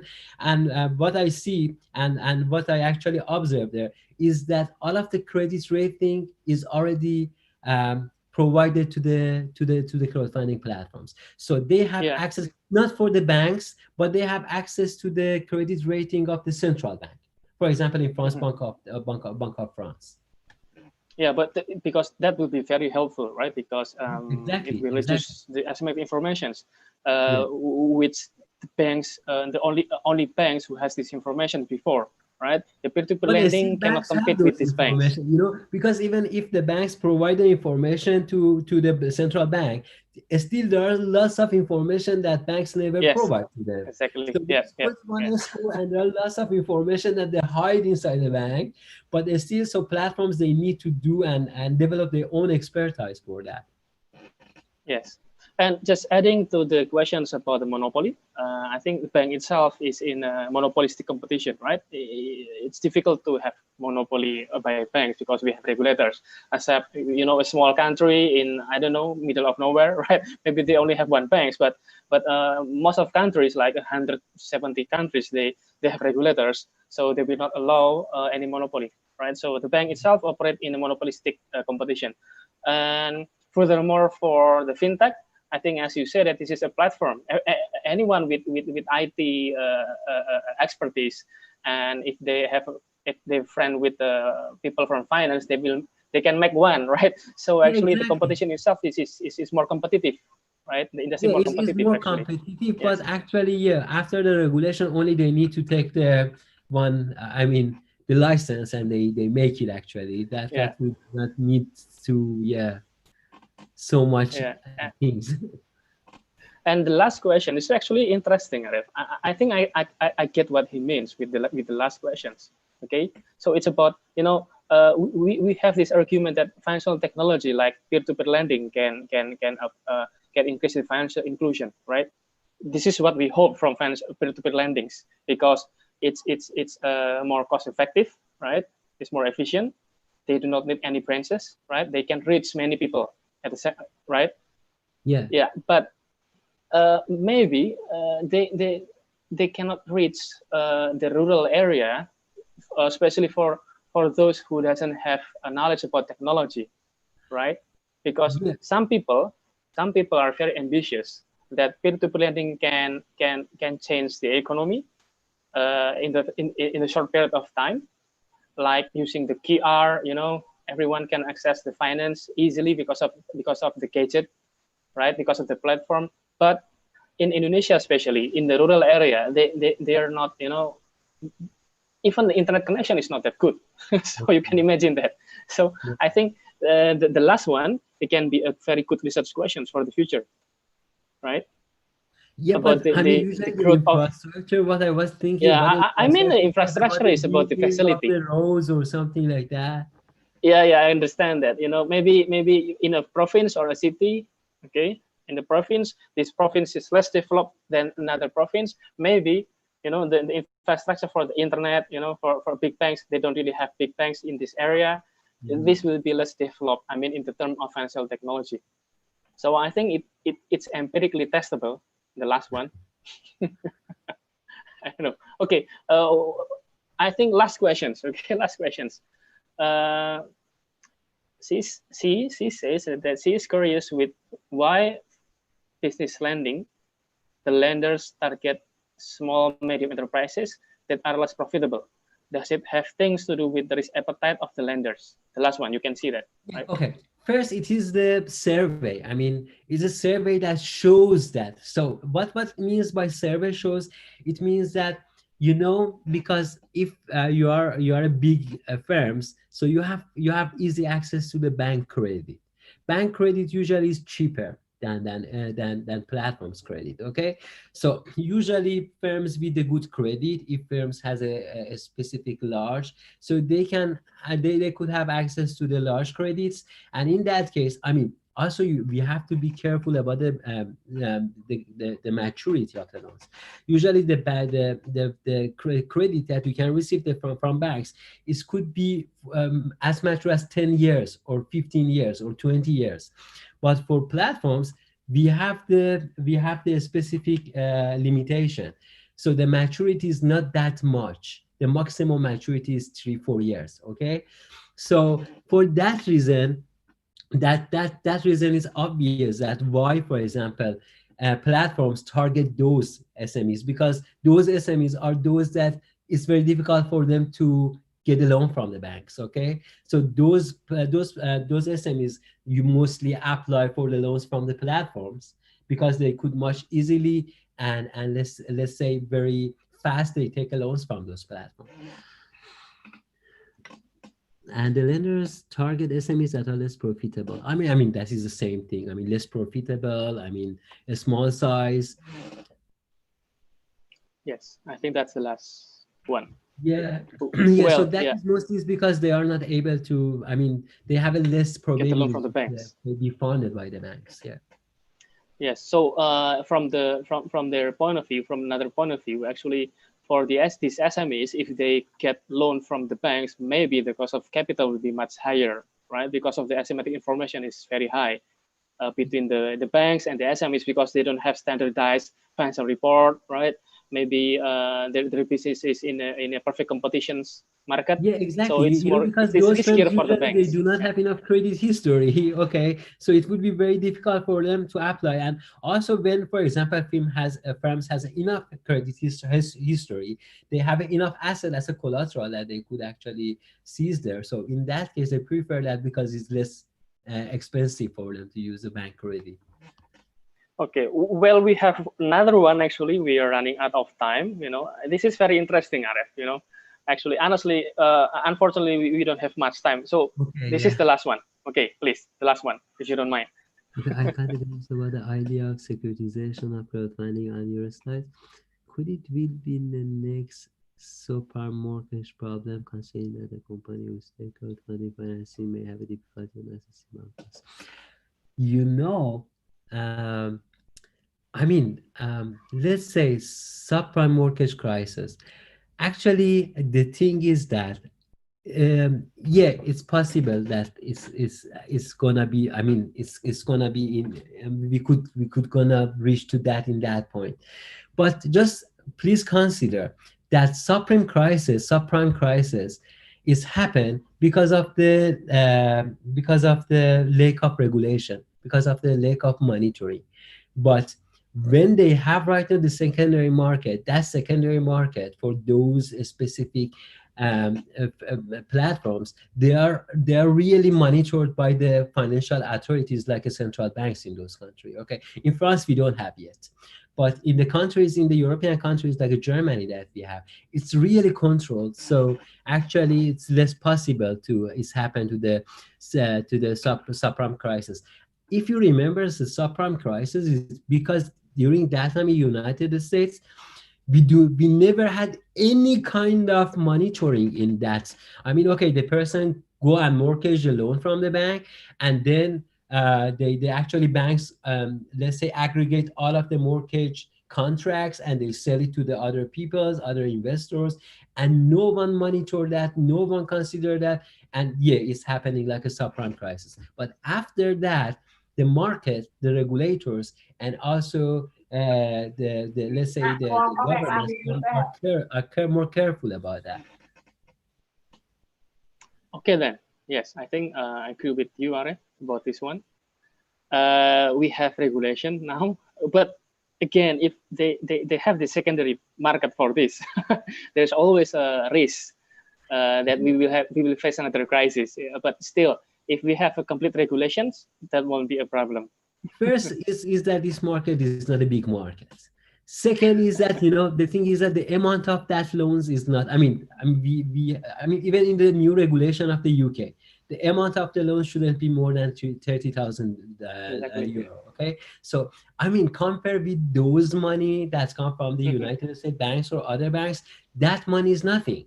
And I don't think so that secondary market would lead to such a big crisis, because the money come from the banks is for the big project like a home or something like that. Here we do not have that much, so I don't think so. Okay then. Well, then this is the time that I have to sum it up. Okay, just I will start from the last questions actually, about, because our topic is about fintech and bank regulation, right? Yeah. After the global financial crisis in 2008, the regulators put more tight regulation on banks, right? So I think while the banks busy with the recovery after getting hit very hard by the crisis, and then they have to adapt with the new regulations, and then the innovation is just stopped. They stop innovating, but the needs is still there. So the peer-to-peer lending, the financial technology emerged because of this. This is like a perfect time for another business model emerge to fulfilling the demand of the society, right? So I think this is the crisis in 2008 is which trigger the fintech firms to emerge, replacing the banks, because banks are so busy with recovery as well as busy adapting with the new regulations, right? And the business model itself sounds so promising that most of people are like fascinated with it, right?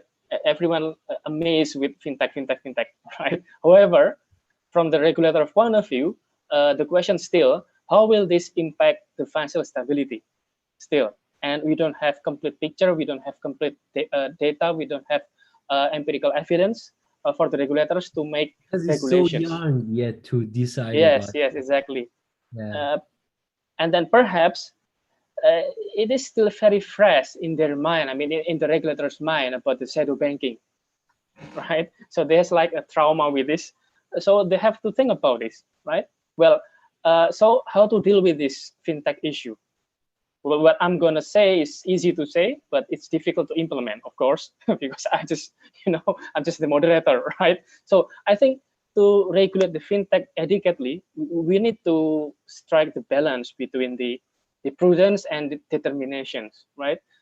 Being prudence meaning that we do not want to discourage innovations that may benefit society, but at the same time, we don't want to have another crisis in the future, because the emergence of financial technology company might, change the national equilibrium. I mean, might change the competitions in the financial industry. And we know that we have very robust literature about the relationship between competitions and stability, right? So I think, well, we have to strike the balance between the innovations and financial stability. Again, this is very easy to say, but difficult to think or difficult to implement.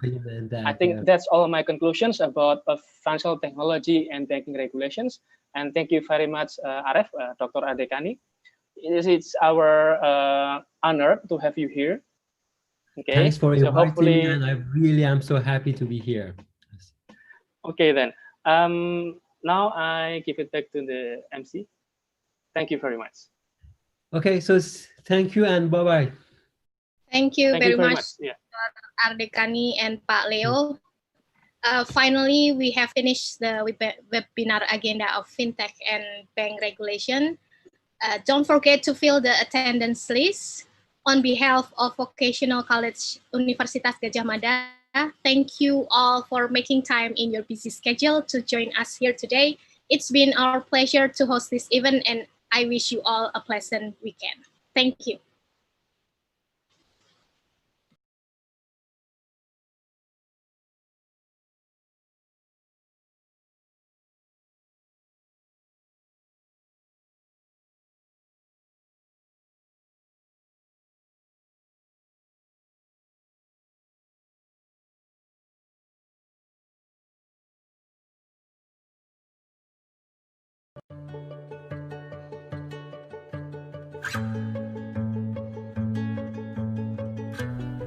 Kenalin, aku Oka. Belajar tentang perbankan adalah passionku. Prodi baru yang up to date dengan kebutuhan masa kini. Khas sekolah vokasi UGM banget. Sekarang aku lagi di N21 nih. Unit bisnis punya kampus yang bisa dipakai sesuai kebutuhan. Fasilitas? Jangan ditanya.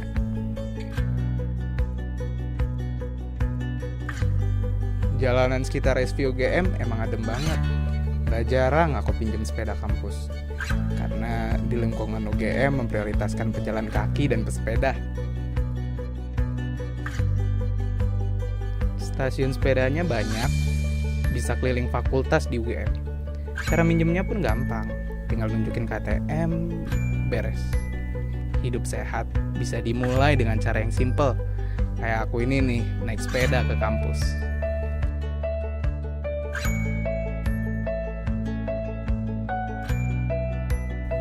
Kuliah di sini emang seru banget karena berbasis vokasional.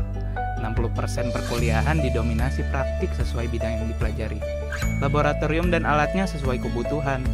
Dosen-dosennya tersertifikasi. Nggak jarang dapat kuliah umum dari berbagai perusahaan. Tentunya yang sudah bermitra dengan SVUGM.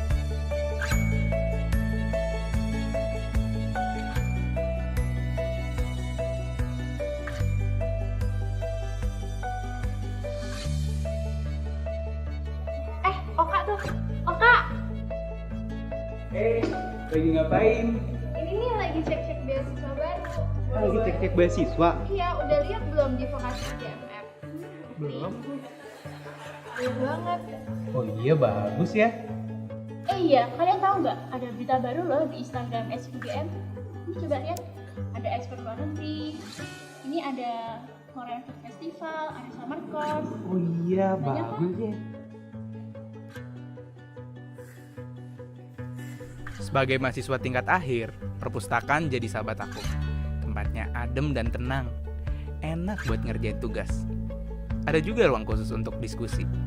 Untuk yang lagi ada proyek kelompok, namanya perpus bikin betah.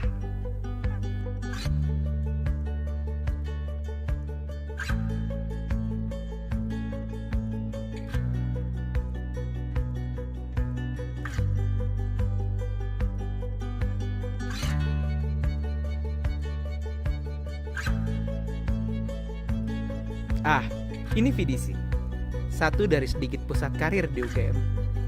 Bagi aku dan mahasiswa sekolah vokasi UGM lainnya, keberadaan VDC sangat mendukung karir kami. Berbagai pelatihan difasilitasi, konsultasi karir dapat kita ikuti. Secara berkala, VDC menyelenggarakan job fair, khususnya bagi lulusan SV UGM. Sebagai syarat kelulusan bagi mahasiswa SV UGM, VDC sangat berjasa sebagai lembaga penyedia info magang serta penyelenggara tes English for Vocational Students atau biasa disingkat TVOX.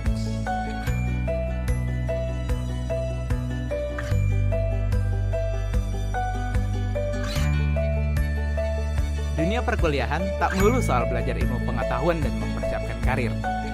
Di SV UGM, aku bebas mengasah bakat dan mengekspresikan diri melalui UKM pilihanku. Seperti aku ini nih, lagi ada di Gasita, unit yang memperkenalkan tentang gamelan yang sudah berprestasi di dalam maupun di luar negeri.